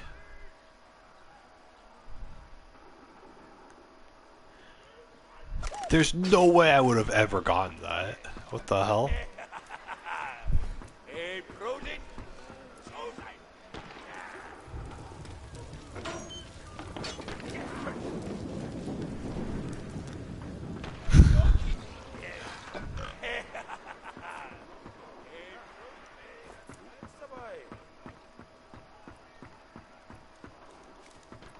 Wait, what the?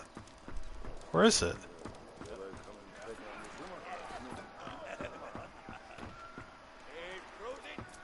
Oh, it's in here.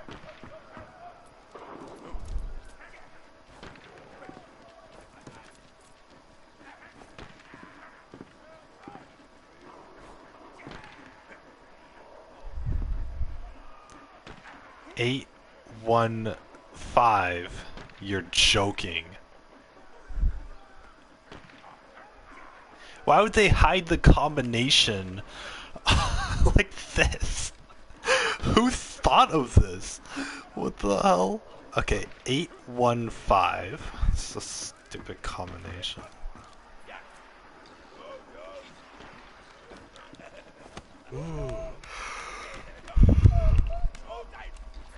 Give him a dog.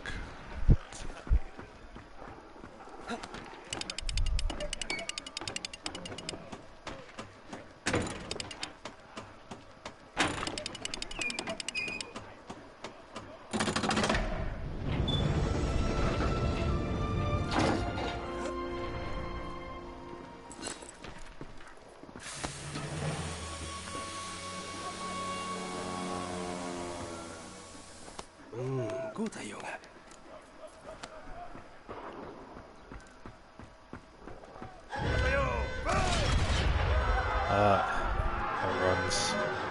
Everyone's fighting now.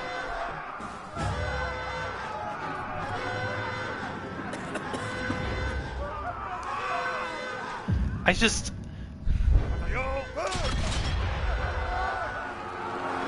They need Karl.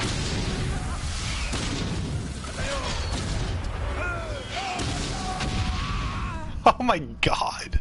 God dang it.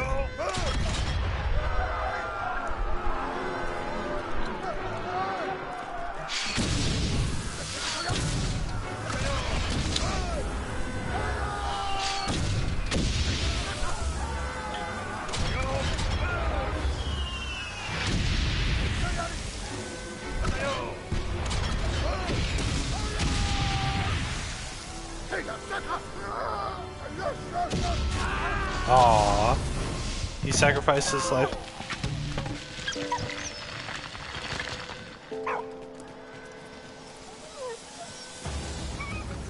Who was that guy? I mean, it sounds a little rude considering he just died for to save us, but I don't even know who that guy was.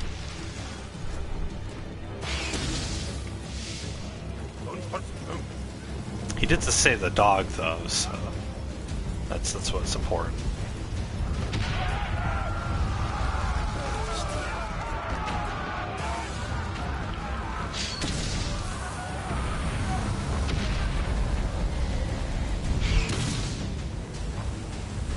What Dog gets pets.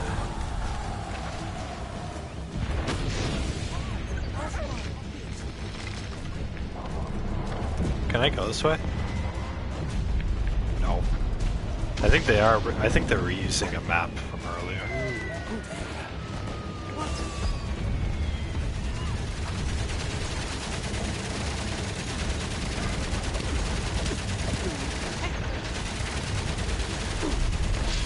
Oh, I see. What? Lagi. Hey, what? Clap semua. Lagi what? Get the mask. No.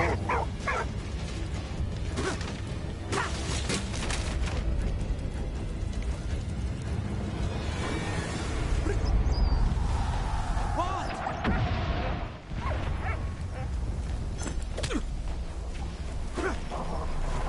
Hey. Malus. Go get that. Go get that.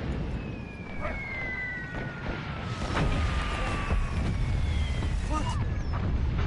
Hop what? Hey, what?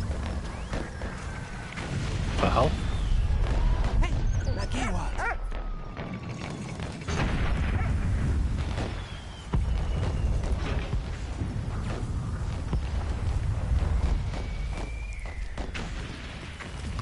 What am I supposed to do?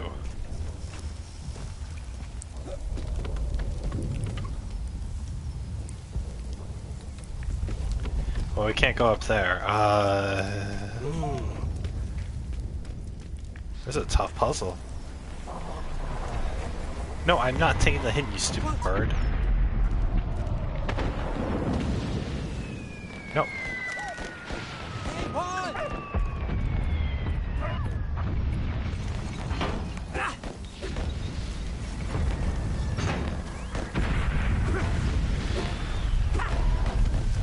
Oh, I get it.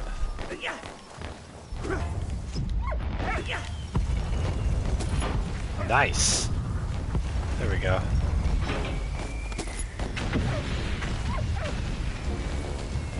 Get over here, dog. Yeah, you get the mask.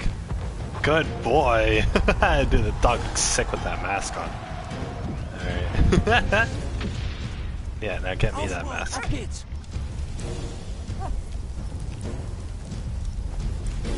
It's not very clean, but you know, whatever. Good hound. Good hound. He said good hound. Like how the dog will just casually go over there now. Hey, I got that thing. I don't know what it is.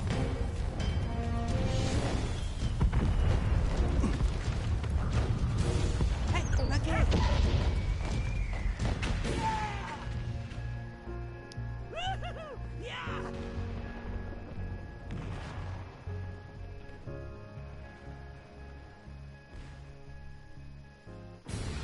While Karl was about to finally make it back home, Freddy was joining the Canadian troops stationed at Vimy.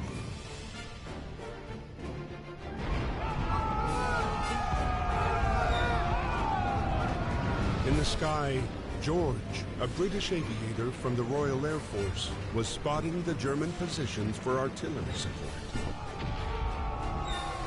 On this day, Canadian troops led the charge. Canadian troops, so boy. Oh, Freddy's an American. Lead the charge. Yeah, we did it.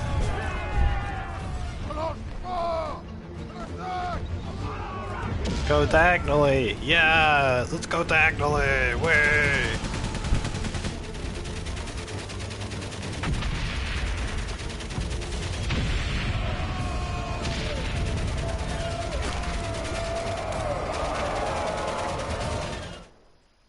Vimy Ridge. Vimy Ridge is a 5-mile-long strategic position commanding the surrounding plains. April 9th, 1917, 100,000 Canadians launched an attack on the ridge and seized it back. 1922, France granted Canada permanent use of the hill to commemorate their war dead. 11,000 trees were planted to commemorate the 11,000 soldiers without known graves. The hill subsequently became a symbol of Canada's national unity and of its coming of age as an independent nation. Oh yeah, because a lot of Canadian territories belong to the French, I think? Something like that.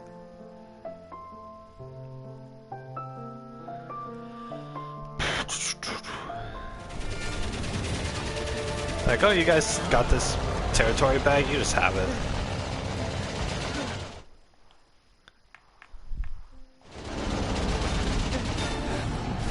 Oh yeah, where are some diary entries?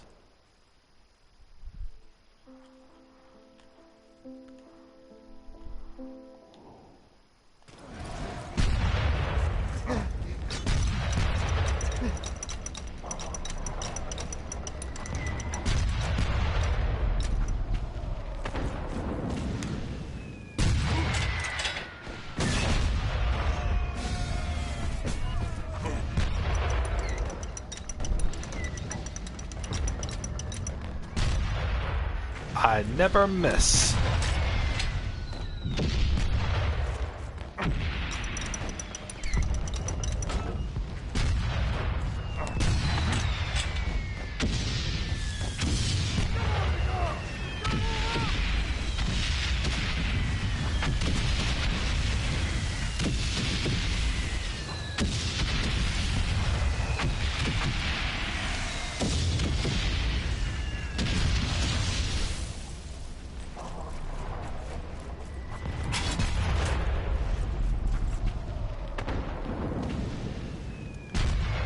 It's at 10. It's at 10. Alright.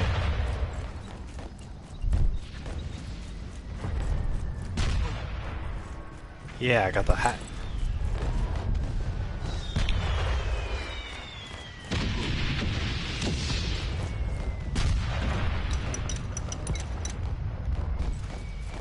I never miss.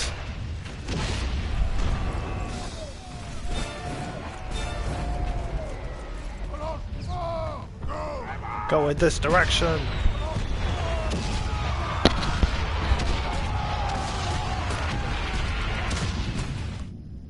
Oh.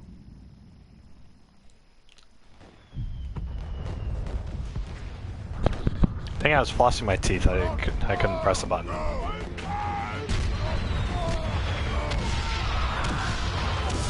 Why doesn't this guy punch it?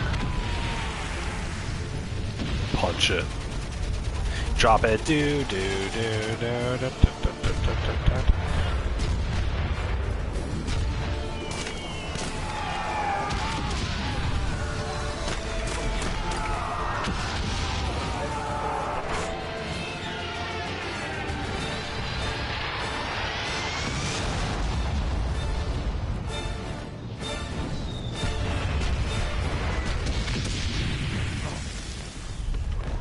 Whew, we made it. One guy survived, besides me. Oh, two guys did. Yeah, use the cannon. Alright. We're missing an axle.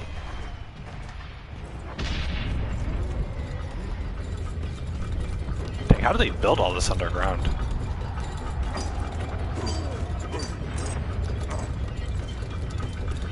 Pew do do do.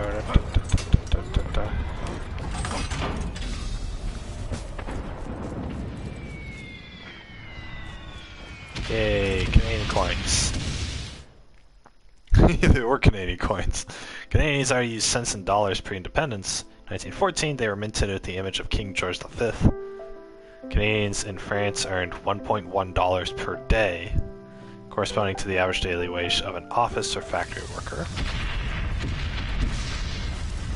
Yeah, but like a dollar is like worth a lot, so...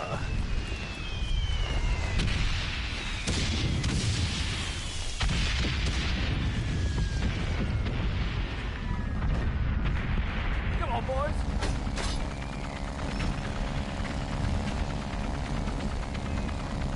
Come on, boys. Let's go, boys. Southwest.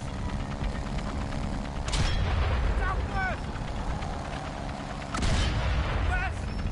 West. West! More west, alright. West! More west? Oh, okay. West! More west? East! East? Only took like 10 shots.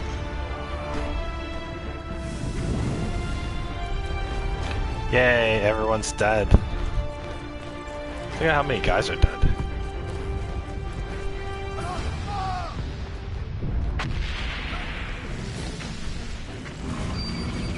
No, let me in.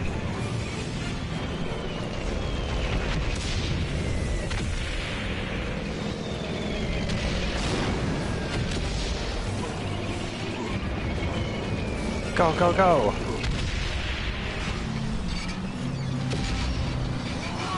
No, no, no, no, no! Damn it! Stupid guy got me killed.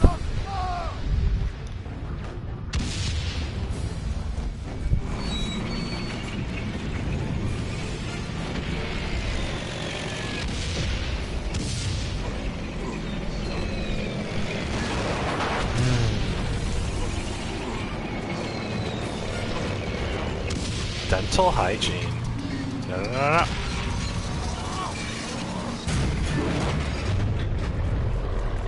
Stupid guy got himself killed. I didn't know. No, you're joking. I have to do the tank part again? Oh my god. It takes so long.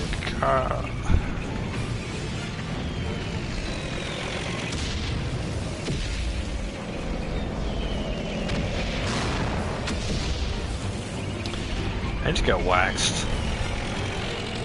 Do you guys know they have laser hair removal? What do you guys think? Oh. Oh, I barely almost died. What do you guys think? Should I get my facial hair removed? Like laser removal? I was thinking about getting like my facial hair laser removed.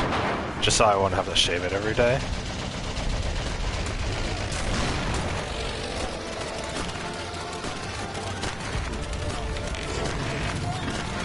It's a symbol for weed.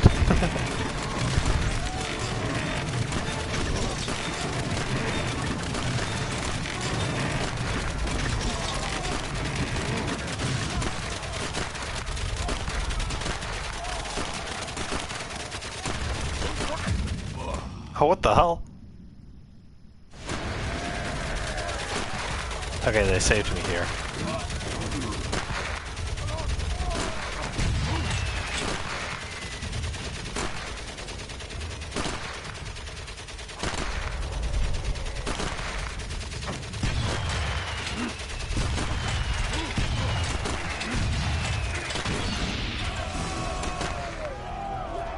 I just need to spam it. Well.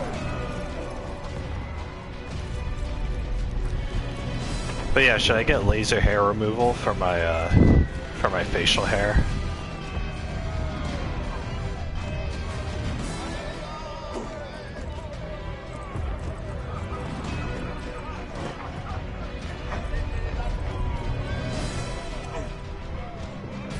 Yay. It's a crest model of the topography of this area. Relief models of hills were made so that soldiers could visualize their objective. The Brody helmet was also known as the Tommy or Shrapnel helmet and was worn by all British forces. Even the American Army used it when they first joined the war. Distinctive form brought in a whole host of other nicknames: dish pan hat, tin pan hat, wash basin, and paddle bowler. Germans call it the salad bowl. Salatschüssel. The wash basin. Yeah, I just wash my socks and my hat, you know. Oh, that's a little glitched out. Yay, the British Empire. So many failures and sacrifices. The Canadians finally managed to take the hill back from the Germans. The United States' entry into the war grew more certain by the week. The last letter from Freddy's younger brother confirmed his country's newfound eagerness to join the fight.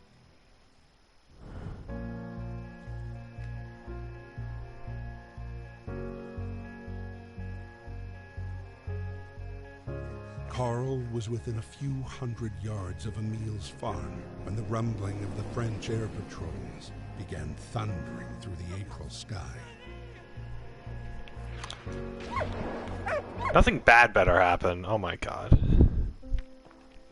The rural world during the war. With most able-bodied men at the front, farm production still had to continue to feed the population. Women, the elderly, and children were sent to work on farms. The requisitioning of horses made tilling the land even harder. Prisoners of war were also used to help the war effort. Yeah, let's not use our own country's men. Let's use the men of other countries that we've taken prisoner.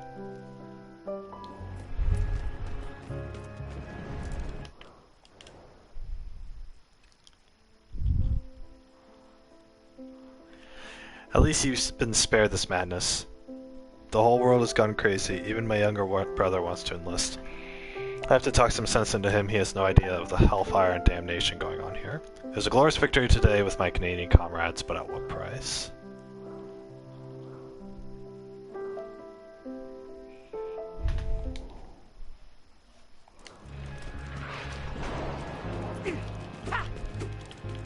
I have a gun. Shoot the gun.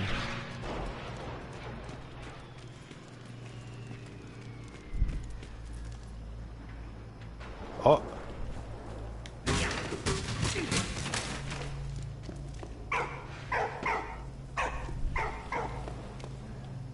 Why is it so smoky?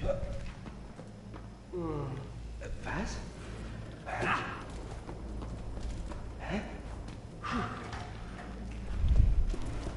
All these ladders remind me of Salt and Sanctuary.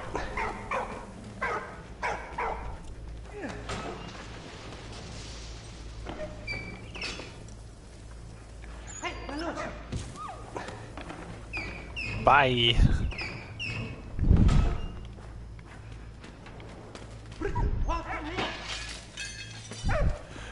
It just broke the...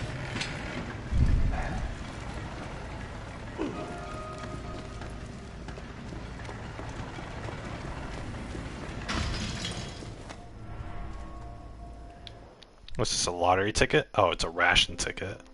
Rationing was introduced in occupied zones, especially for bread, so there's not enough food to go around. Rationing enabled the authorities to regulate the distribution and quantity of food available and prevent price soaring.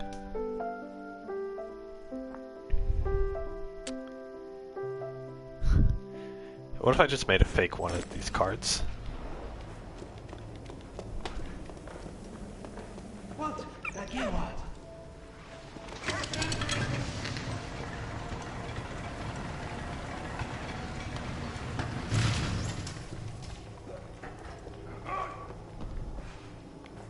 Hey, what? What? Laisse-moi. Bye! We...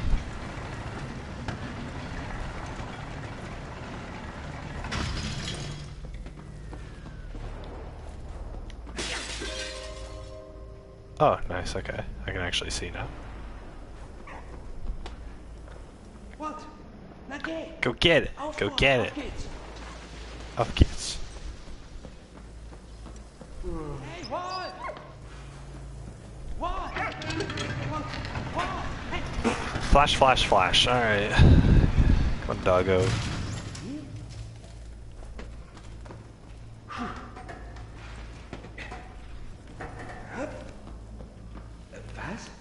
How am I supposed to get him over there?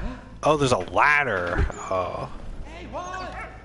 I didn't know there was a kick-down ladder. Dog's glitching out over there.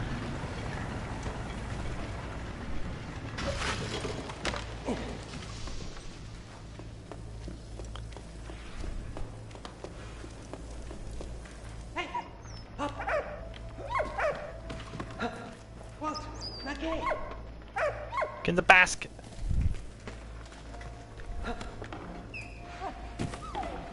Okay.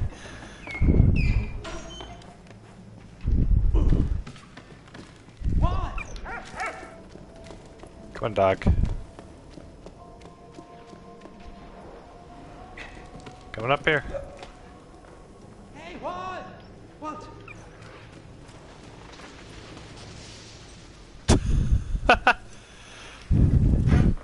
God dang it, dog.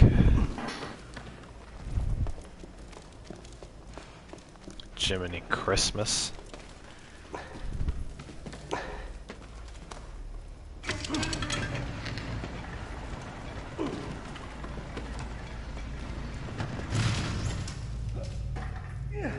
What?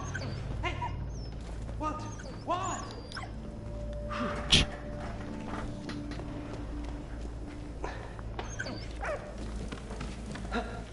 Okay.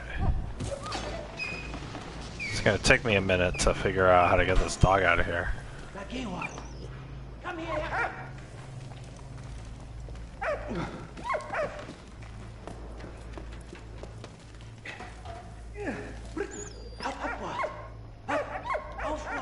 Go. Get over here. Get. Come on.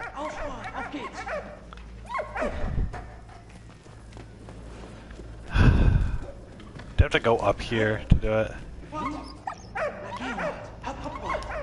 Go.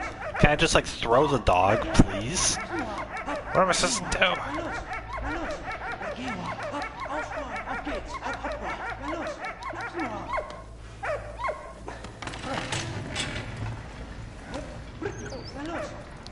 Come on, you're going down. The end of this game's getting a little glitchy. The rope clipped. With Freddy and some more stuff happened.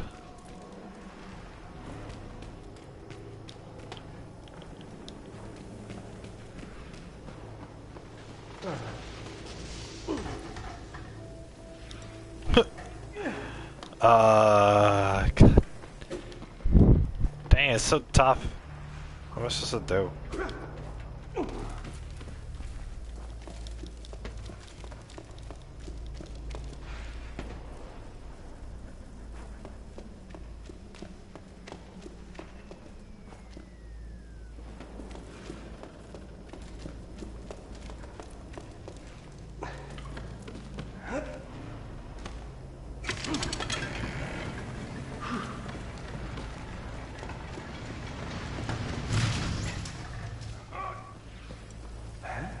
Jump!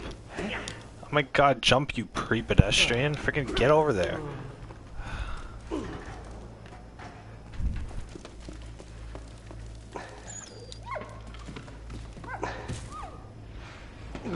Is there anything outside here that could help me? Maybe.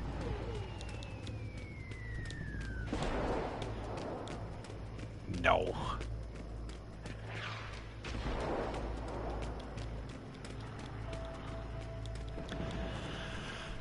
Okay.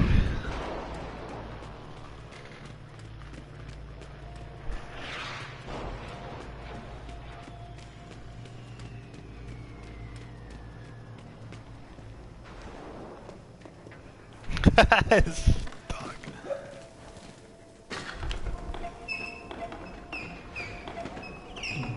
What? Lucky one.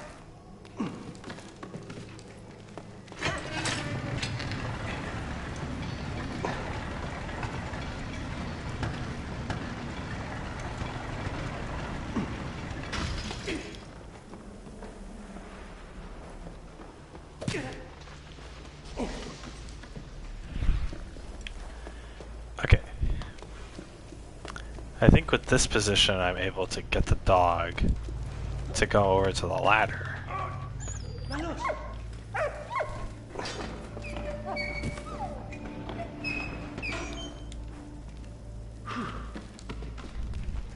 Hey, what?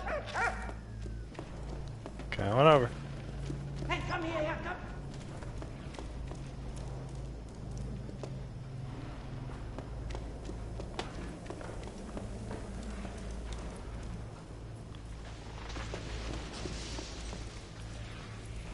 Okay, I'm gonna figure this out eventually.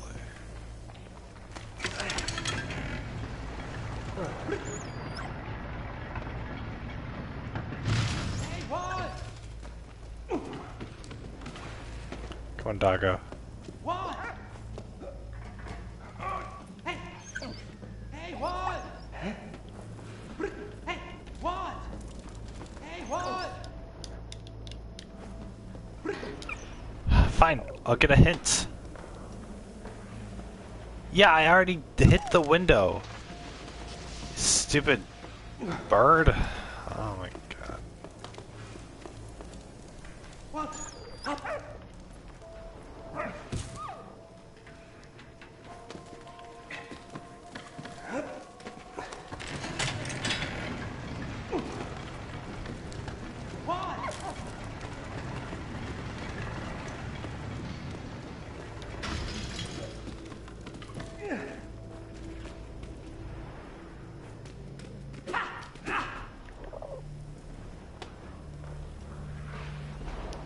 Hit the window.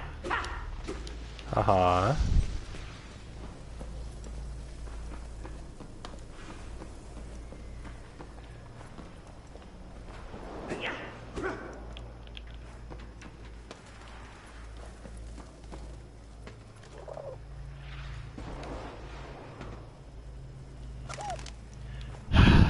Of course.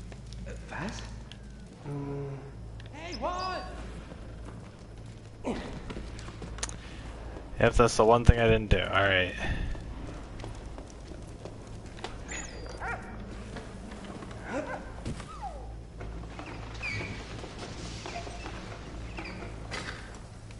Klaps-moi!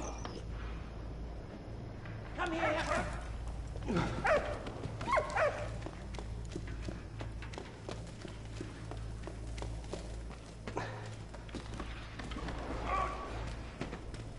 What? Auf, Juan! Auf geht's!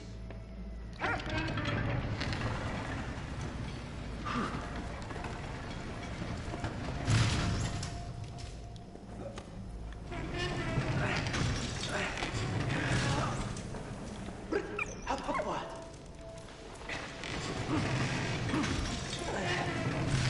Okay, there we go.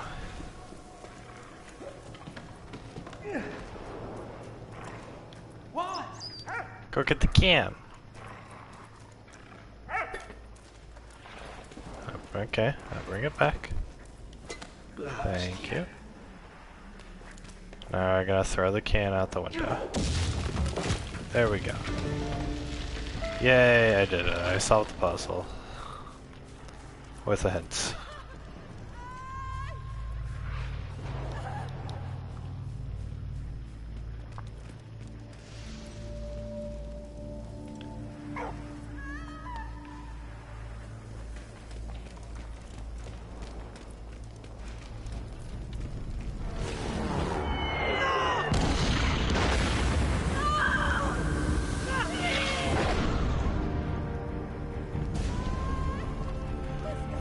Oh my god, what? What's going on? No, we have to save them.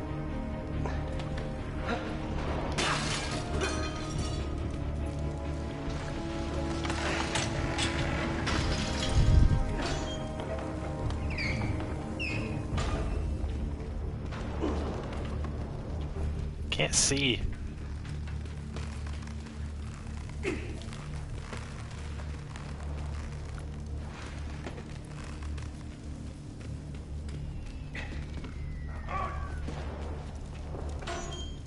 Don't worry, Marie. I need to...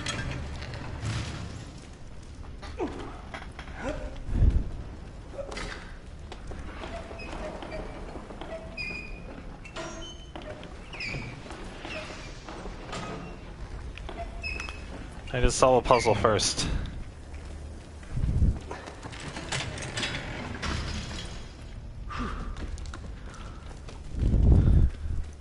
No, come on. I gotta save my wife. Oh,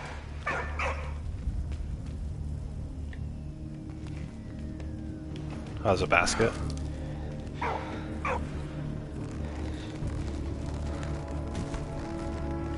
Get the basket. Get the basket. Pull it up.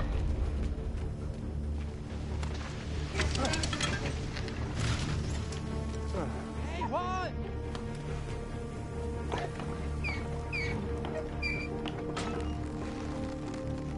Hey! One, come here! What the hell?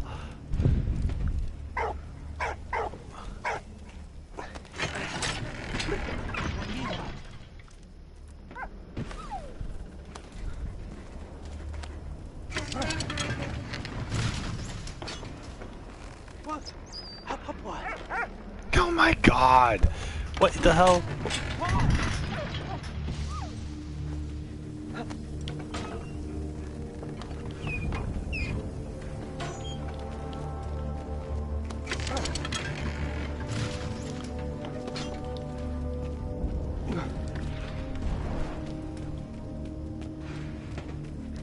Hey!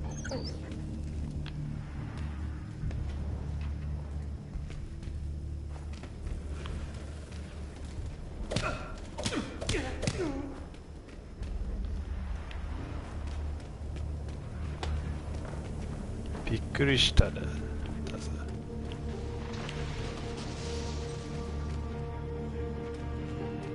Ah, that's what we have to do. Okay. Now I can see what I'm supposed to do. Again, what? There we go. What? What's wrong?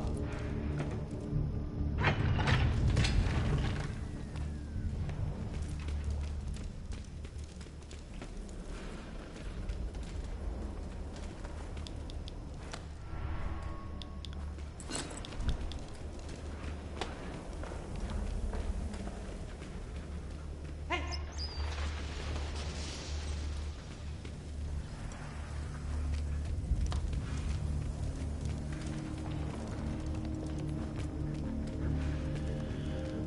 What did that do?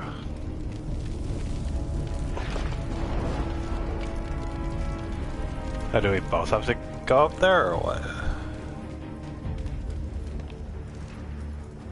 What? What? Look! Oh, I see. Hey, what?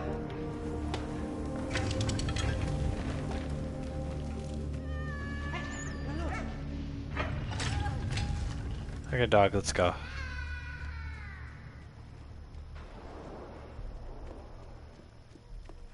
One!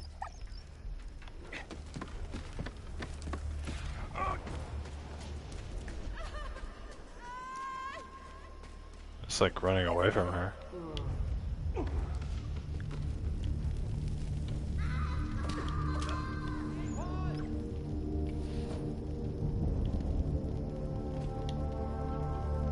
What the hell?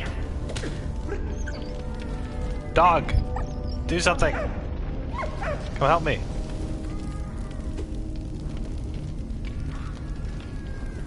Die! No, my kid's screaming!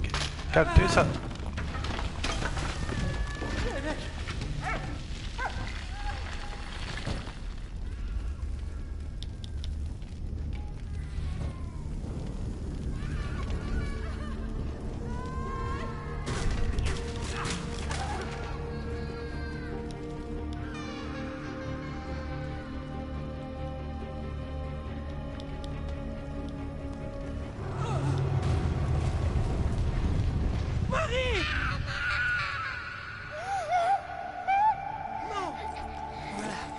Respire. Why did he take off his mask?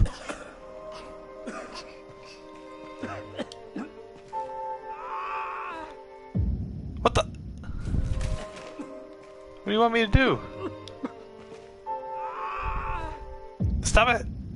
Put your mask back on.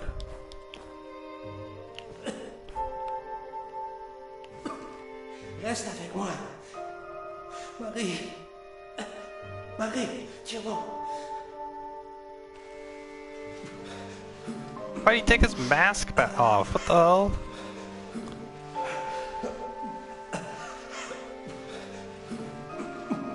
Oh, did he put his mask over her?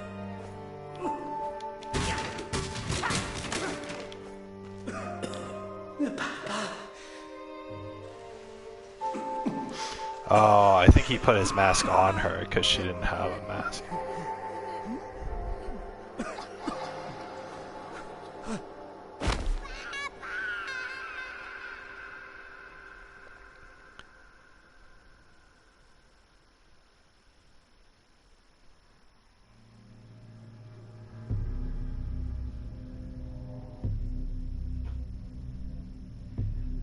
hell? April 16th, 1917. No, did he Emile die? was still sick. But the general needed every soldier who could stand to launch his big offensive. Once again, it was to be the battle that would bring an end to the war.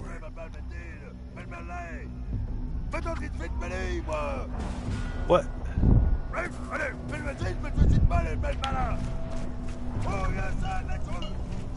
Allez. Allez. Bien.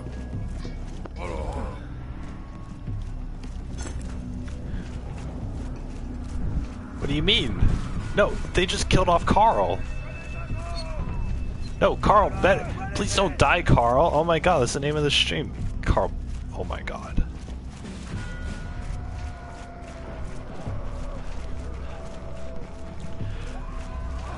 He's trying to save his wife from freaking the poison attack.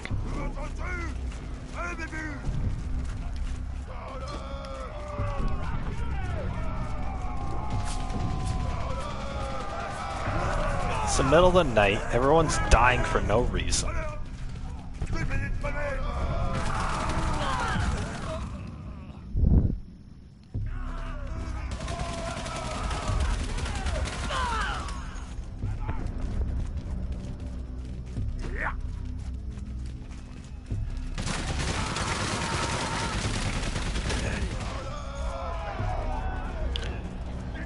People are just dying left and right, what the hell?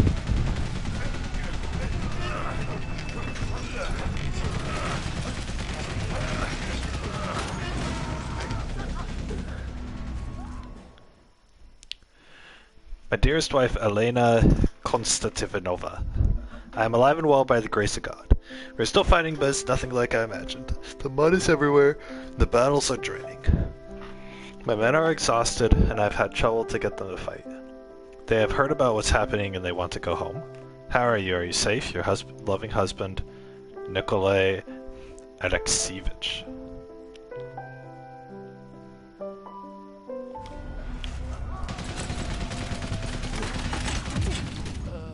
Oh no.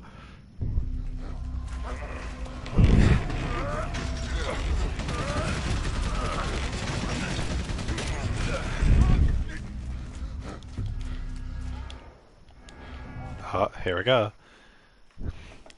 The Chemin des Dames offensive. Crowned with success at Verdun.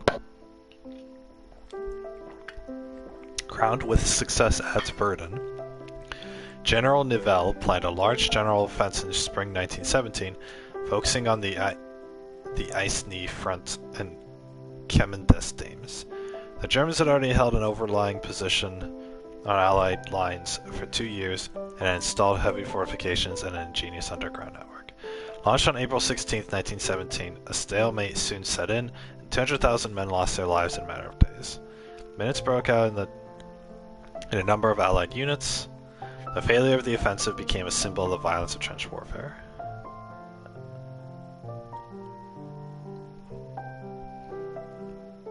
Jeez. Espionage. Understanding the important role of information and disinformation could play, war offices on all sides took espionage and secrecy very seriously from the outbreak of the war. Balloons, zeppelins, and aircraft were used to reconnoiter troop movement. Behind the lines, a witch hunt was declared on spies. Countries also sought to infiltrate the opposition parties of their adversaries' governments to influence internal stability, and the Germans provided support for Irish militants and Russian revolutionaries. They're trying to start a revolution in the enemy country. A really good anime about espionage is Joker Game. It's about these American, or I guess it's like these American and Japanese people, and they go to a school to learn espionage, like infiltrating enemy countries and spying on them and trying to like disrupt the government. And during World War II, they're doing this. It's a pretty interesting anime. It's episodic, so.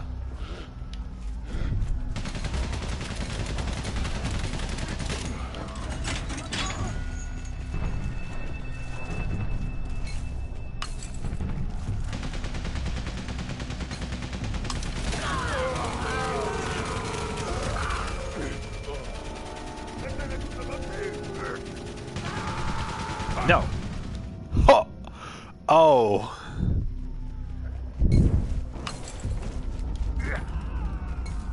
I tried to hit my commanding officer and he just killed me.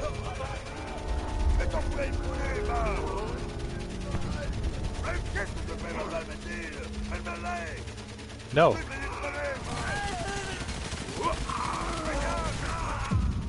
Oh my god, he just shot me.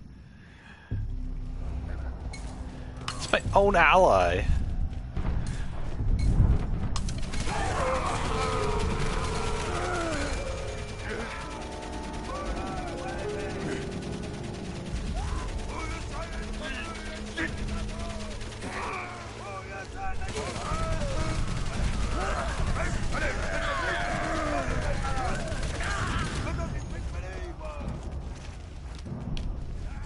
We're going back.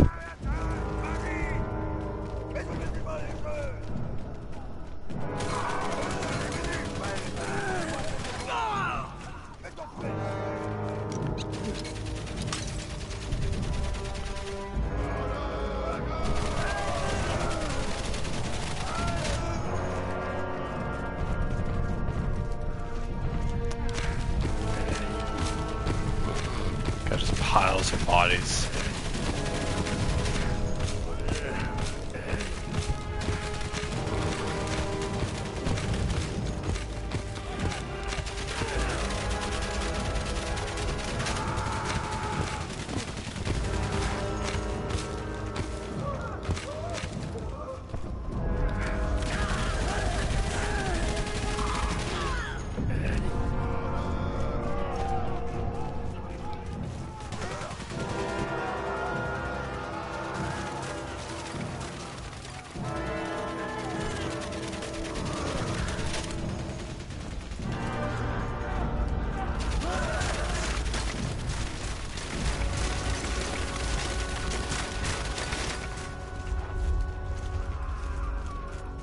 Go, go, go.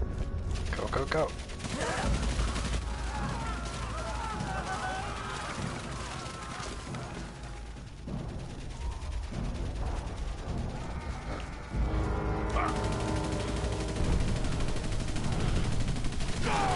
Everyone's just hiding out.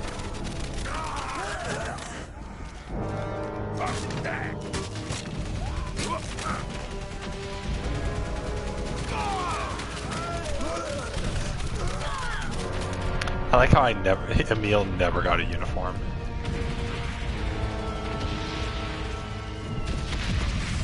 Die, you freaking.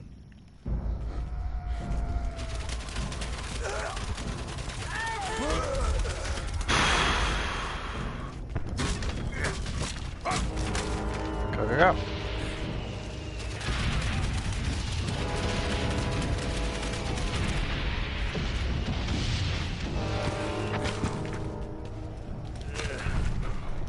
God. It's a fork.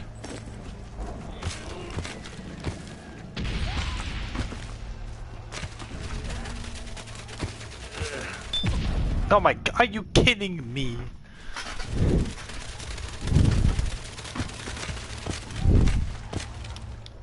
Got that fork, right? Yeah. Lesinged tin opener. Tin opener made by Lesinged manufacturer, standard issue French Army equipment. Tin opener was still standard issue equipment for French troops at the start of the Second World War. Oh.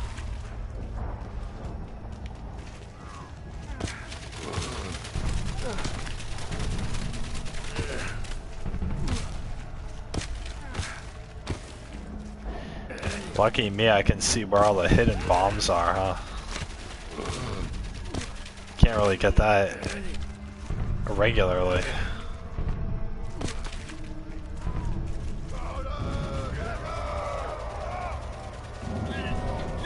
This man, save him. Don't shoot me.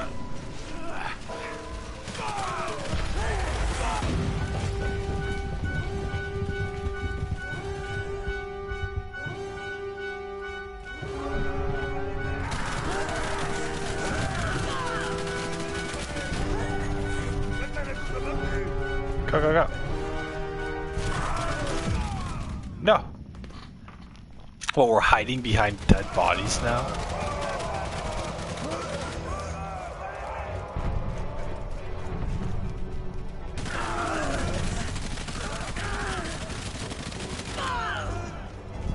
Why don't we shoot back?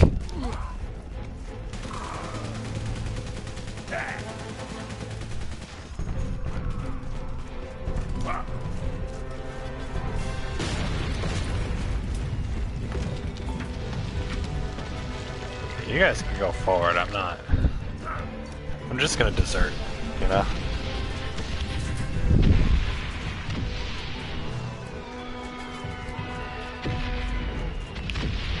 Oh, they waited for me. How nice of them. Oh, it's a ring. Aluminum ring handmade by a soldier. Soldiers often made rings out of recycled metal to send back home to the sweethearts. Aw, they're still thinking they're sweethearts even though they're at war.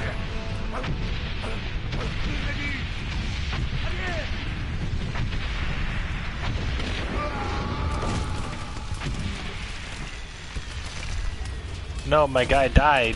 What the heck? Die!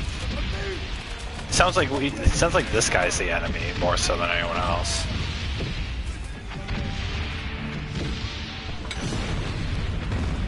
Go, go, go! Well.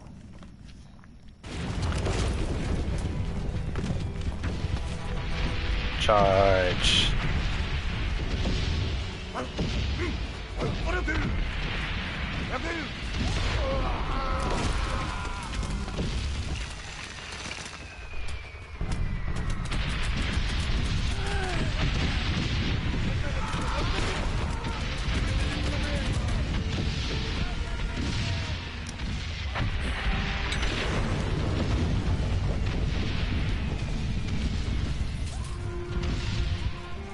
This ain't no Call of Duty.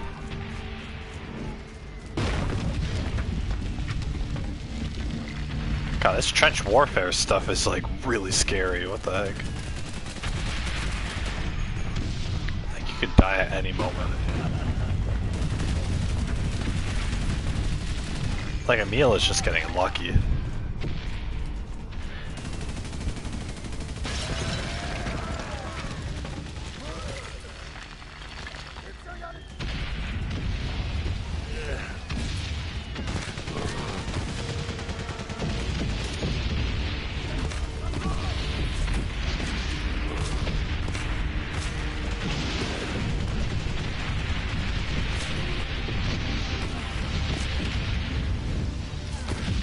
God damn it. What am I supposed to do? What the frick?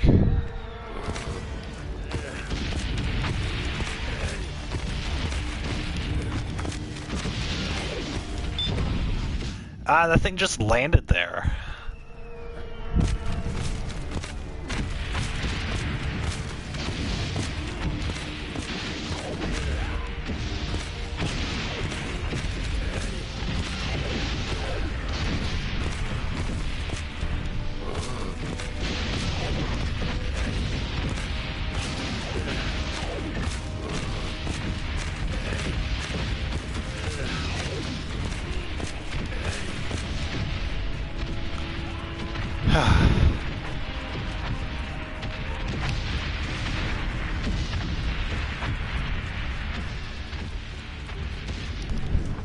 Just piles of dead bodies, oh my god.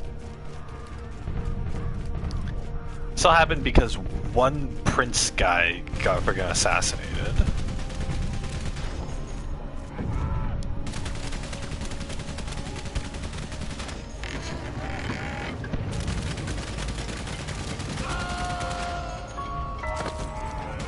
No, that guy.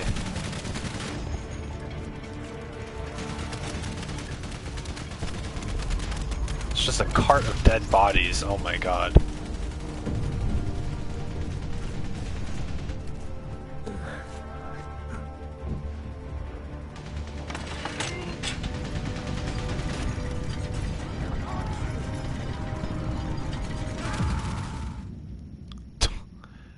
What?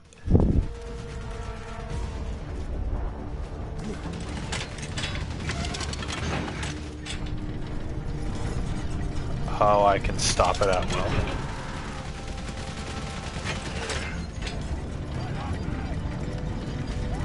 No, no, no.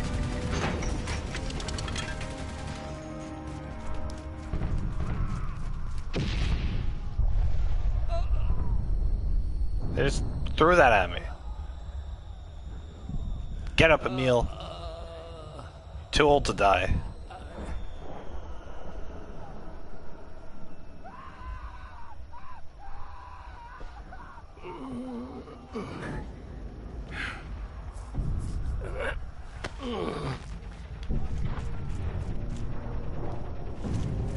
All these dead bodies, what the frick?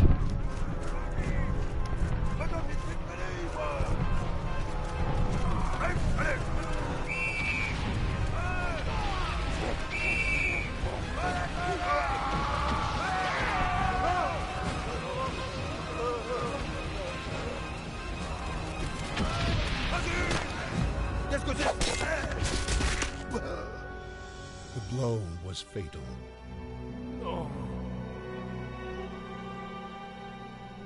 The Nivelle offensive was a bloodbath, a butchery. Soon, mutiny spread throughout the French infantry divisions, and the offensive was abandoned. Emile was jailed with the other rebels, waiting to be court-martialed.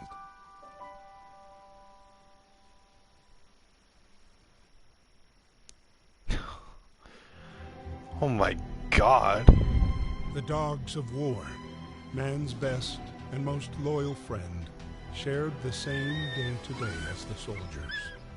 Whether carrying messages, saving the wounded, or sweeping for mines, they never failed to fulfill their duty. Sweeping for mines. Oh my god.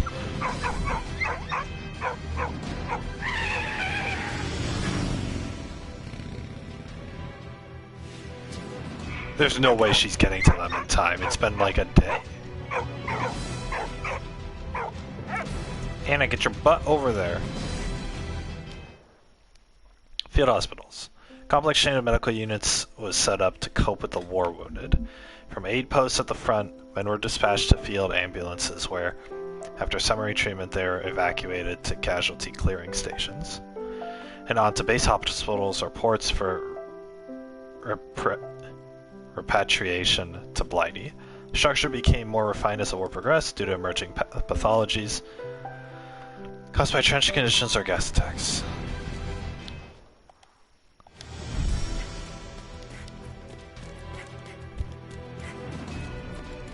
Alright, Doc, we'll save them. I mean, it's been an entire day.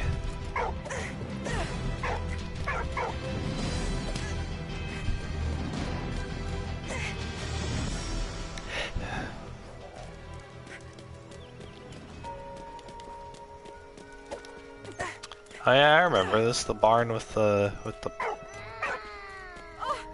Paris. Nah. Cow.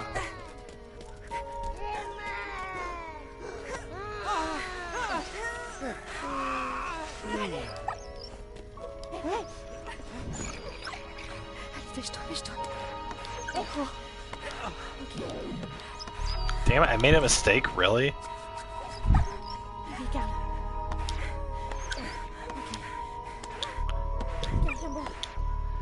Dang it, we have to save Karl.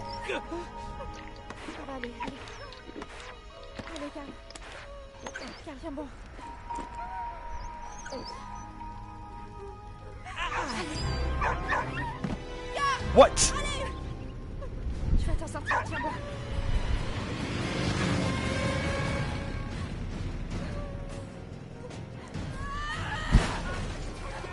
Allez!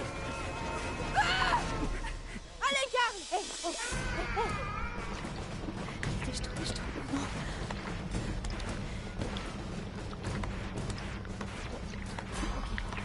Ok. Ça va aller.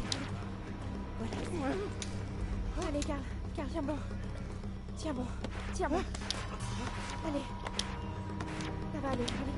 Voilà. Allez, Karl. Oh, tiens bon. Tiens bon.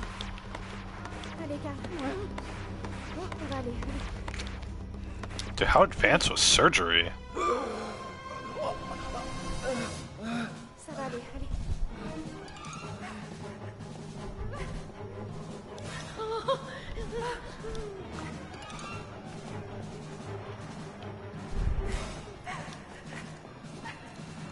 Where is it?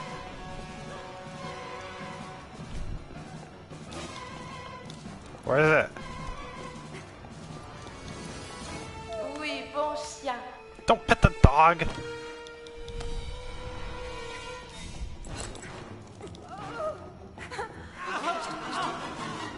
Where is it? No, we have to save Karl. Oh my god, guys, we have to save Karl.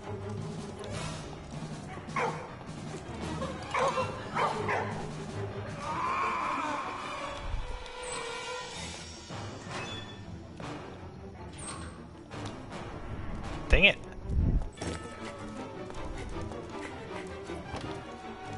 Finally, there it is. Alright, how do I get back? This stupid hospital. Why don't they keep all their medical supplies in the same place?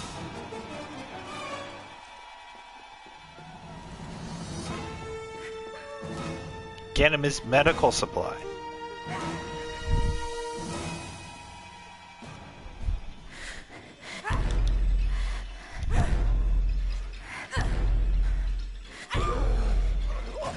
Allez, Karl. Damn it. No, you son of a bitch.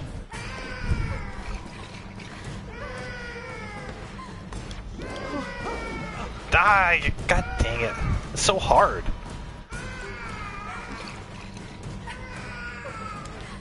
Tiens bon. Ça va aller, allez. Voilà. Tiens bon, tiens bon. Allez. Allez, Karl. Ça va aller, allez. Tiens bon, tiens bon. Allez, Karl. Allez, Karl, tiens bon. Ça va aller, allez. Allez, courage. Voilà. Allez, Karl. Karl, tiens bon. Allez, Karl. Allez. Voilà. Ça va aller, allez. Allez, courage. Allez, Karl. Karl, Dang it. Really screwed that up. Ça va aller, allez. Tiens bon, tiens bon. Allez. Allez, Karl. Get up, Karl. You have a family to take care of.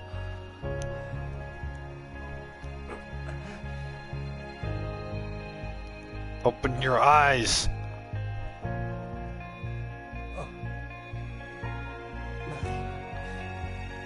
One look from his son was enough for Karl to forget 3 years of war and exile.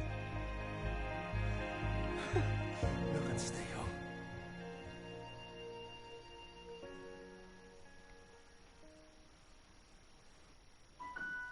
After weeks without news of Emile, Marie finally received a letter from her father.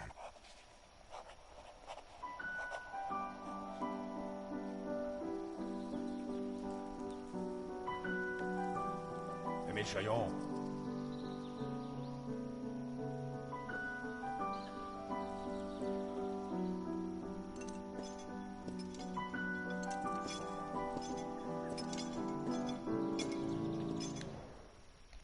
Military justice.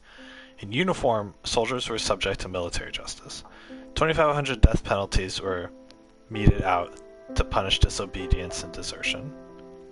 Of these, 650 were actually carried out, mainly at the start of the war. As the war progressed, politicians tried to limit the use of executions, especially those intended to set an example. Nevertheless, in the wake of the Chemin des Dames mutinies, over 50 soldiers were still executed. That many people didn't want to fight in the war, and they killed them for it.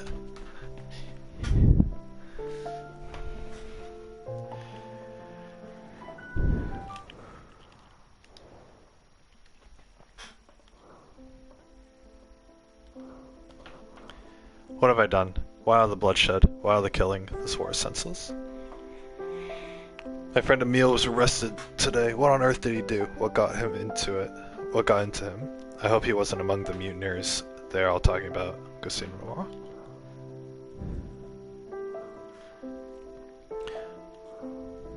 We made it. Karl, Marie, and Victor are reunited at last. It was so beautiful to see them together. The image of them will give me courage to return to the front and tend to the wounded. There's still so much to do. They're here with me at last, sweet Marie and my little Victor. I don't ask for anything else from life. Aww. At last we're together again. I have dreamed of this moment for so long. Is it for real? I wish time could stand still. Aww. C'est l'heure. It's 9 o'clock.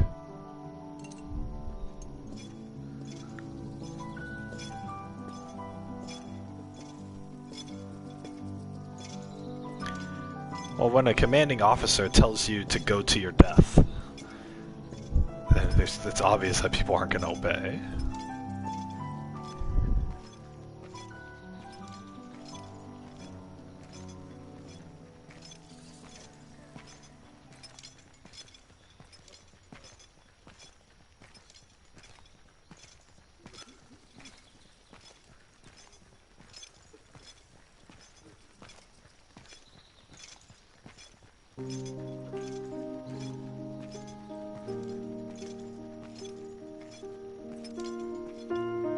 Dearest Marie, as the war ends for me, I have no regrets.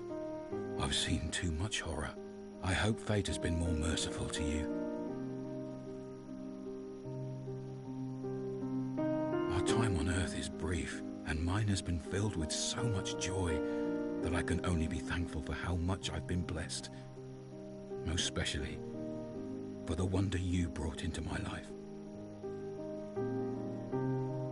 This letter is my last. I've been found guilty by a military court for the death of an officer.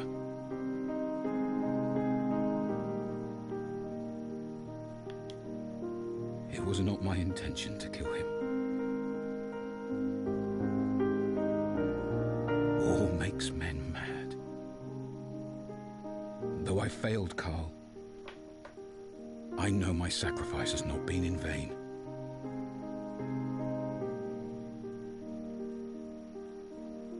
I fought for my country and my liberty. My honor is assured. Since it is the will of God to separate us on earth, I hope we'll meet again in heaven.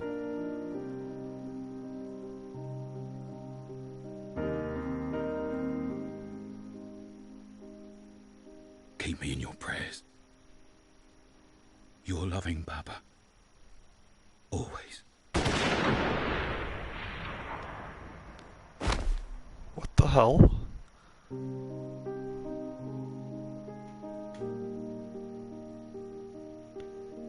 They killed him? Even though their bodies have long since returned to dust, their sacrifice still lives on. We must strive to cherish their memory and never forget.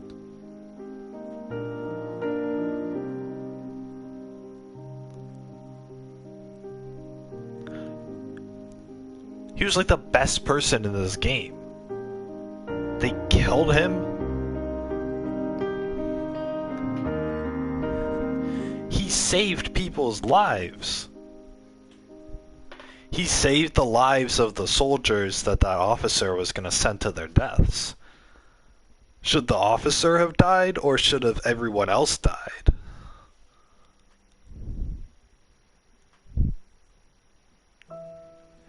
That's the end? Are you kidding me? You're kidding me. Oh my god.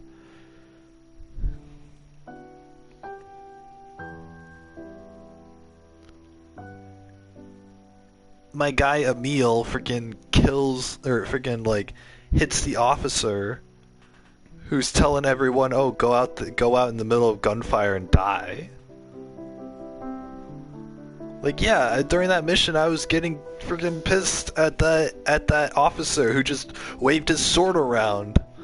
And was like, guys, go forward, go attack, or whatever. It's like, no, it's like a for sure death sentence to go out there. What, are you supposed to just listen to the dude just because he's your superior? No. You killed the guy. Emil and mutineers like Emil probably saved more lives on the battlefield than those officers did. If someone tells you you need to go to your death, you know, if they tell a group of people, oh, go to your death, go out there and get shot. Or I'm going to shoot you. That officer doesn't get the right to tell you to go die.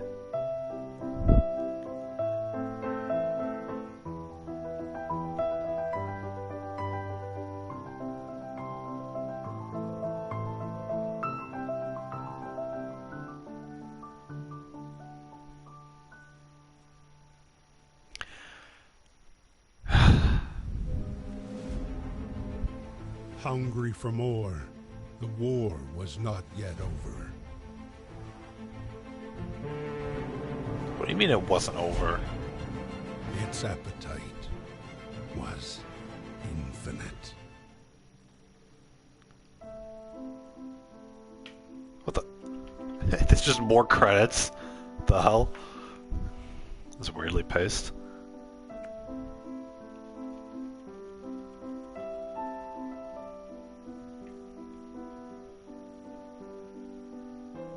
Maybe I should learn French and move to Quebec. That might be better. I don't have a good French accent at all. No, that's just stupid. What?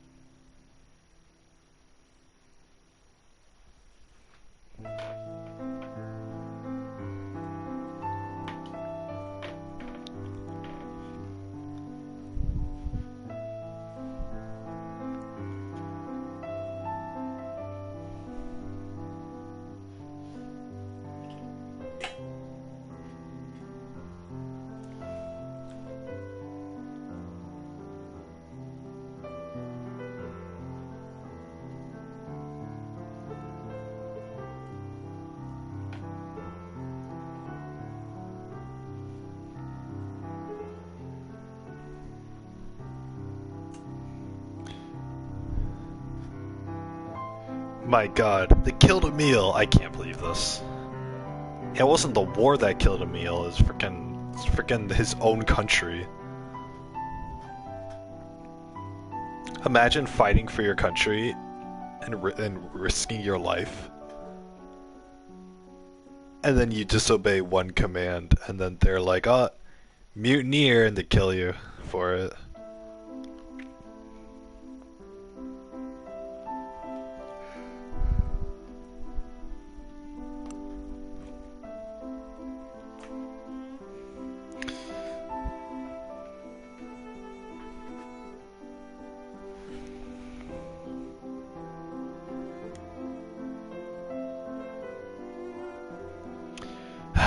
That was a sad ending, what the heck? Well, hey, at least Karl got back to his family. That's all that really matters, right? At least Karl got back to his family, and the dog survived. That's all I care about.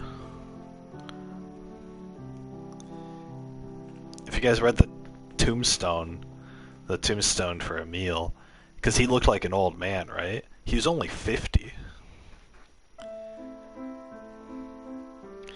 He was only 50 years old, getting thrown in this war and having to give his life for it.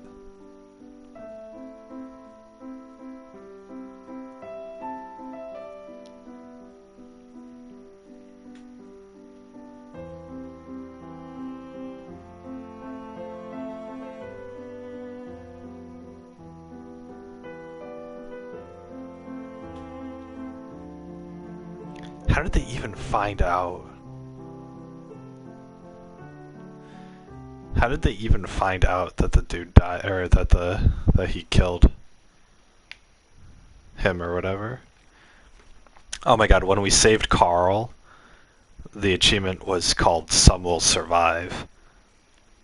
And then for finishing the game, the achievement's called Some Will Not. Some will survive, some will not. Oh my god.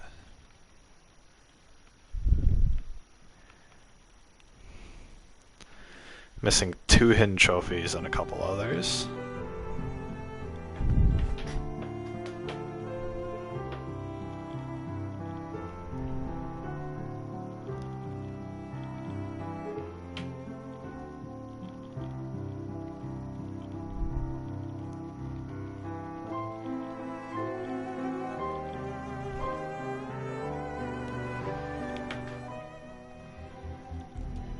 The dog.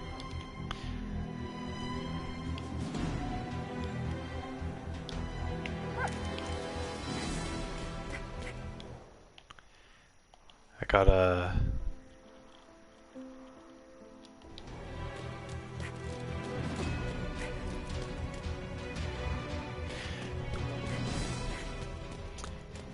Oh, Marie.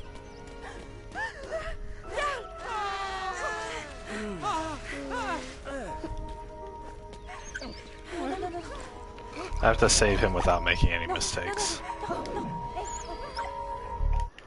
That's not happening. Alright.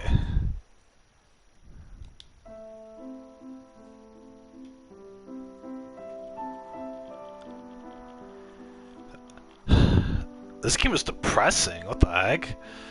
It's so sad. It has this like funny like light beat heart like art style. I mean, but like it's the whole game about the war is so sad. What a great game. Did you guys enjoy the game? I enjoyed the game. Only took us 3 days to beat. Whoop-a-doo.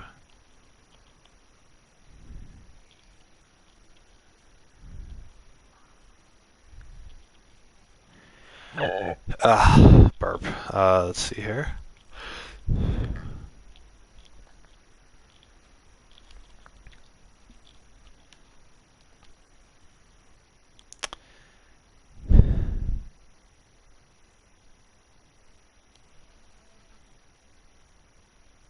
I should probably look this up.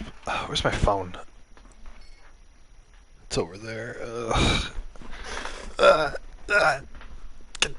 Get over here.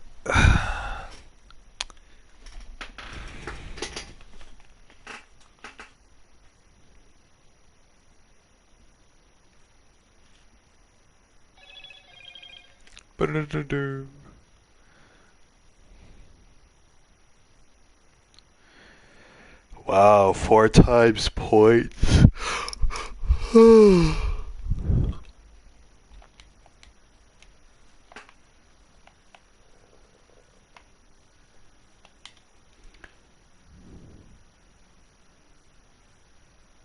This game's really gonna take an hour and a half to download.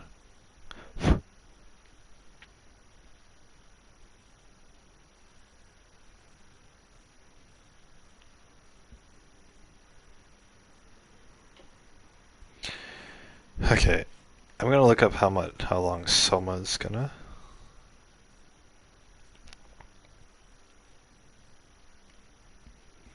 Take.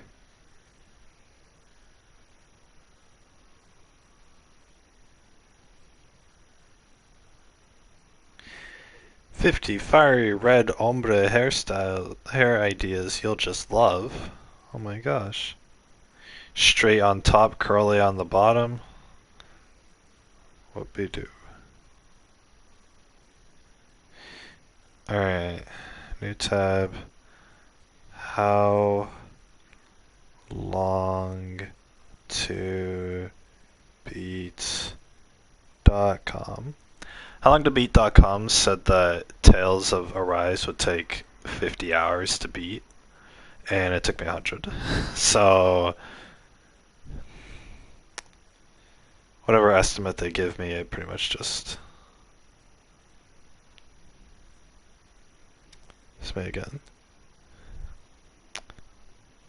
They're saying 10 hours.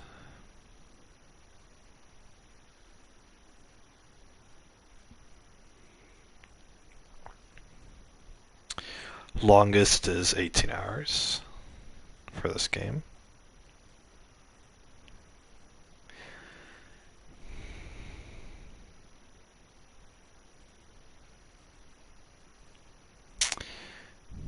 Okay, it has Steam reviews, so let's go to Steam.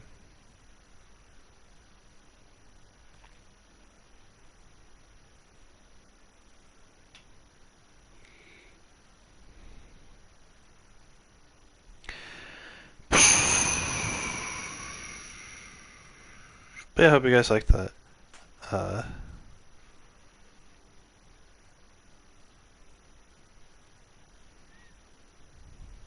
you guys like that game. It's a nice game.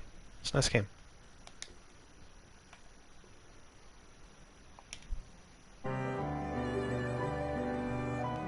Nah, that's a bit loud, alright.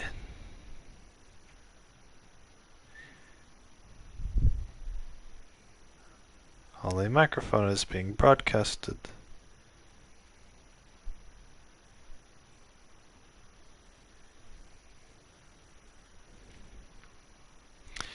Yeah, what is this game?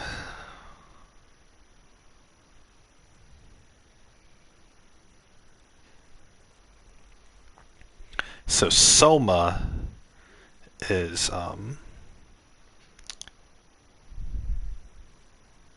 it's a video game.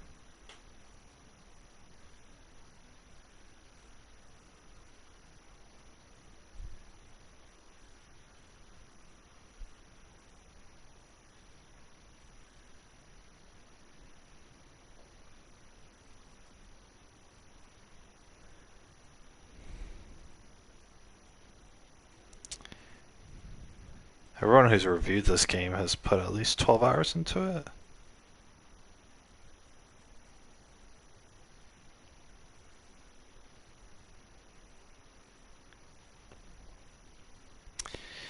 Yeah, I don't know. I don't know about this game.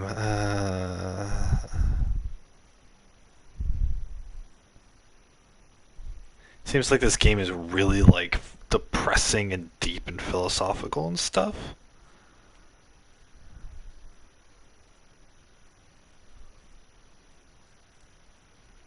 I don't know about one of those kind of games. Let's see here. What could I play instead?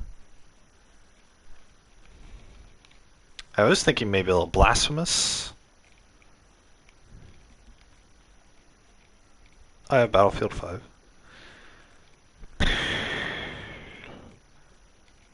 What's a game where I don't have to think?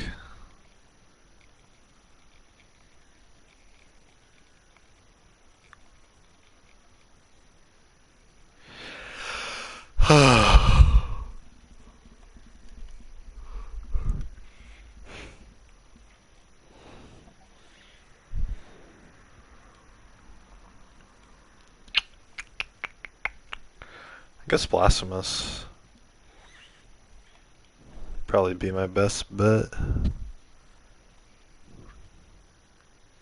Short but still engaging. This Valiant Hearts game was supposed to be like 6 hours, and I ended up playing it for over 3 days.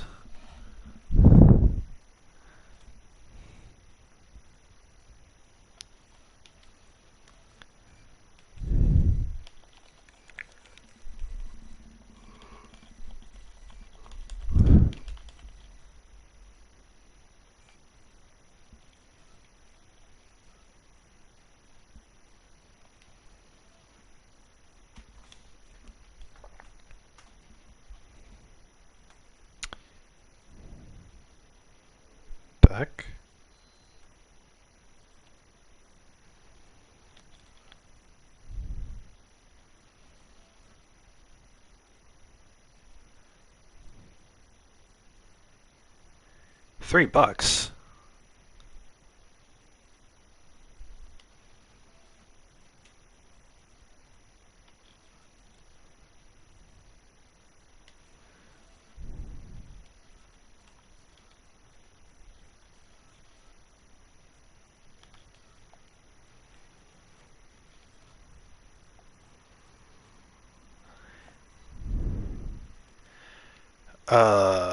Was I gonna look up blasphemous? I'm going to be blasphemous. BLAMES.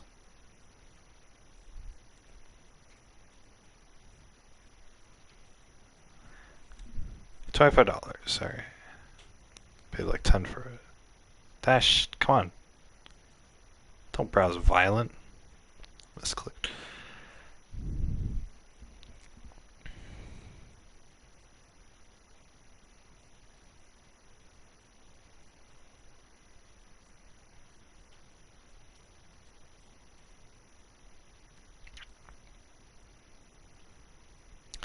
$18, 25, 20, 15, 36, 19, 4.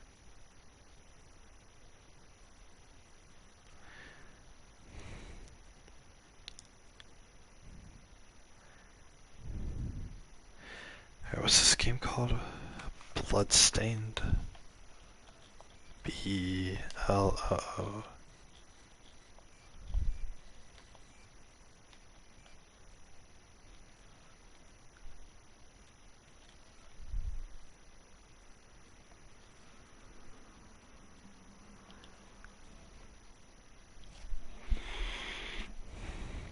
Bloodstained, Curse of the Moon. Oh boy.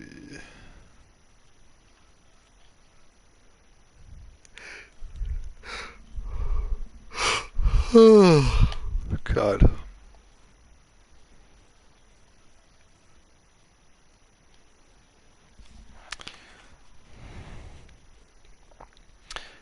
I'm pretty hungry.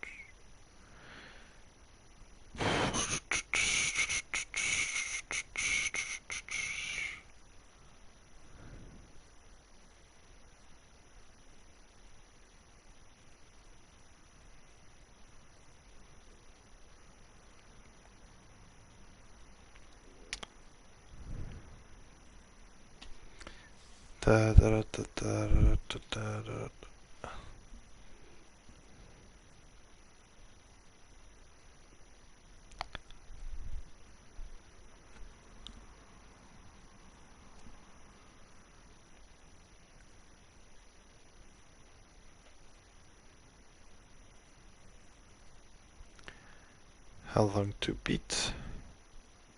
Ground Zero. We found 3 games called Ground Zero. Ground Zero, Texas.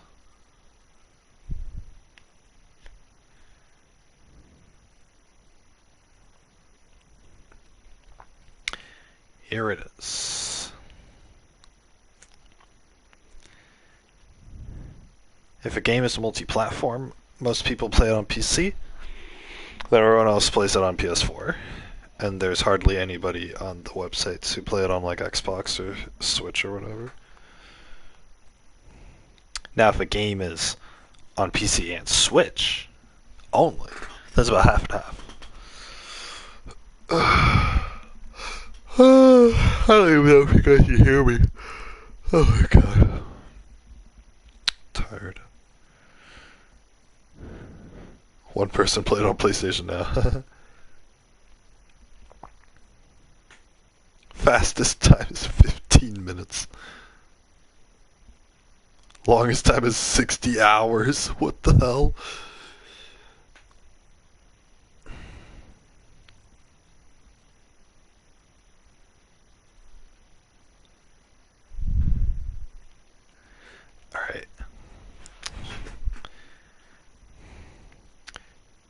PSN profiles. Here it is. Here we go, guys. Log in. Here's my PlayStation ID.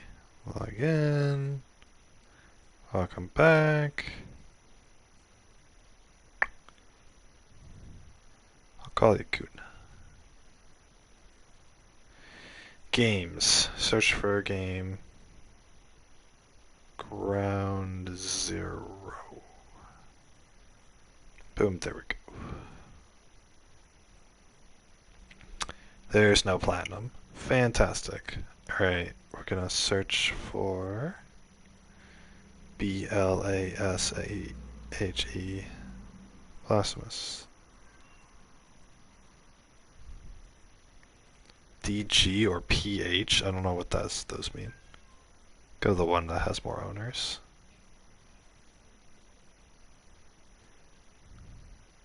Order, rarity PSN. Beat all bosses without flask consumption. Oh.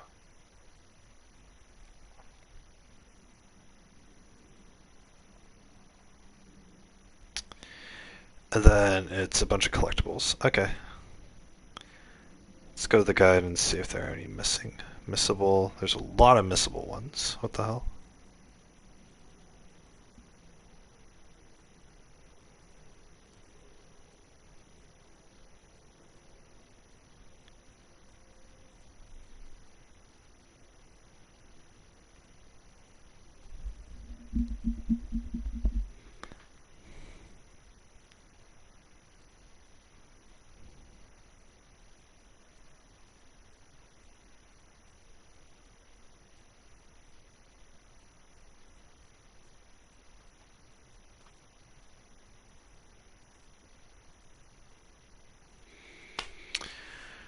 There are plenty of missable achievements for this game, apparently.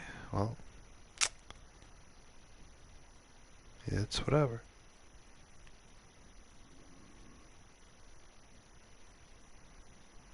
Contents.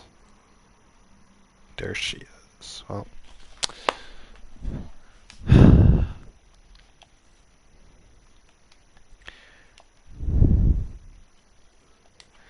What do I play next?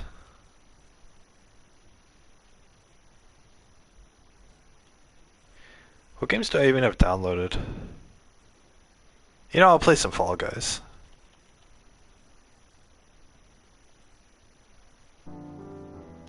Guys, I'm just gonna switch to Fall Guys. Be right back.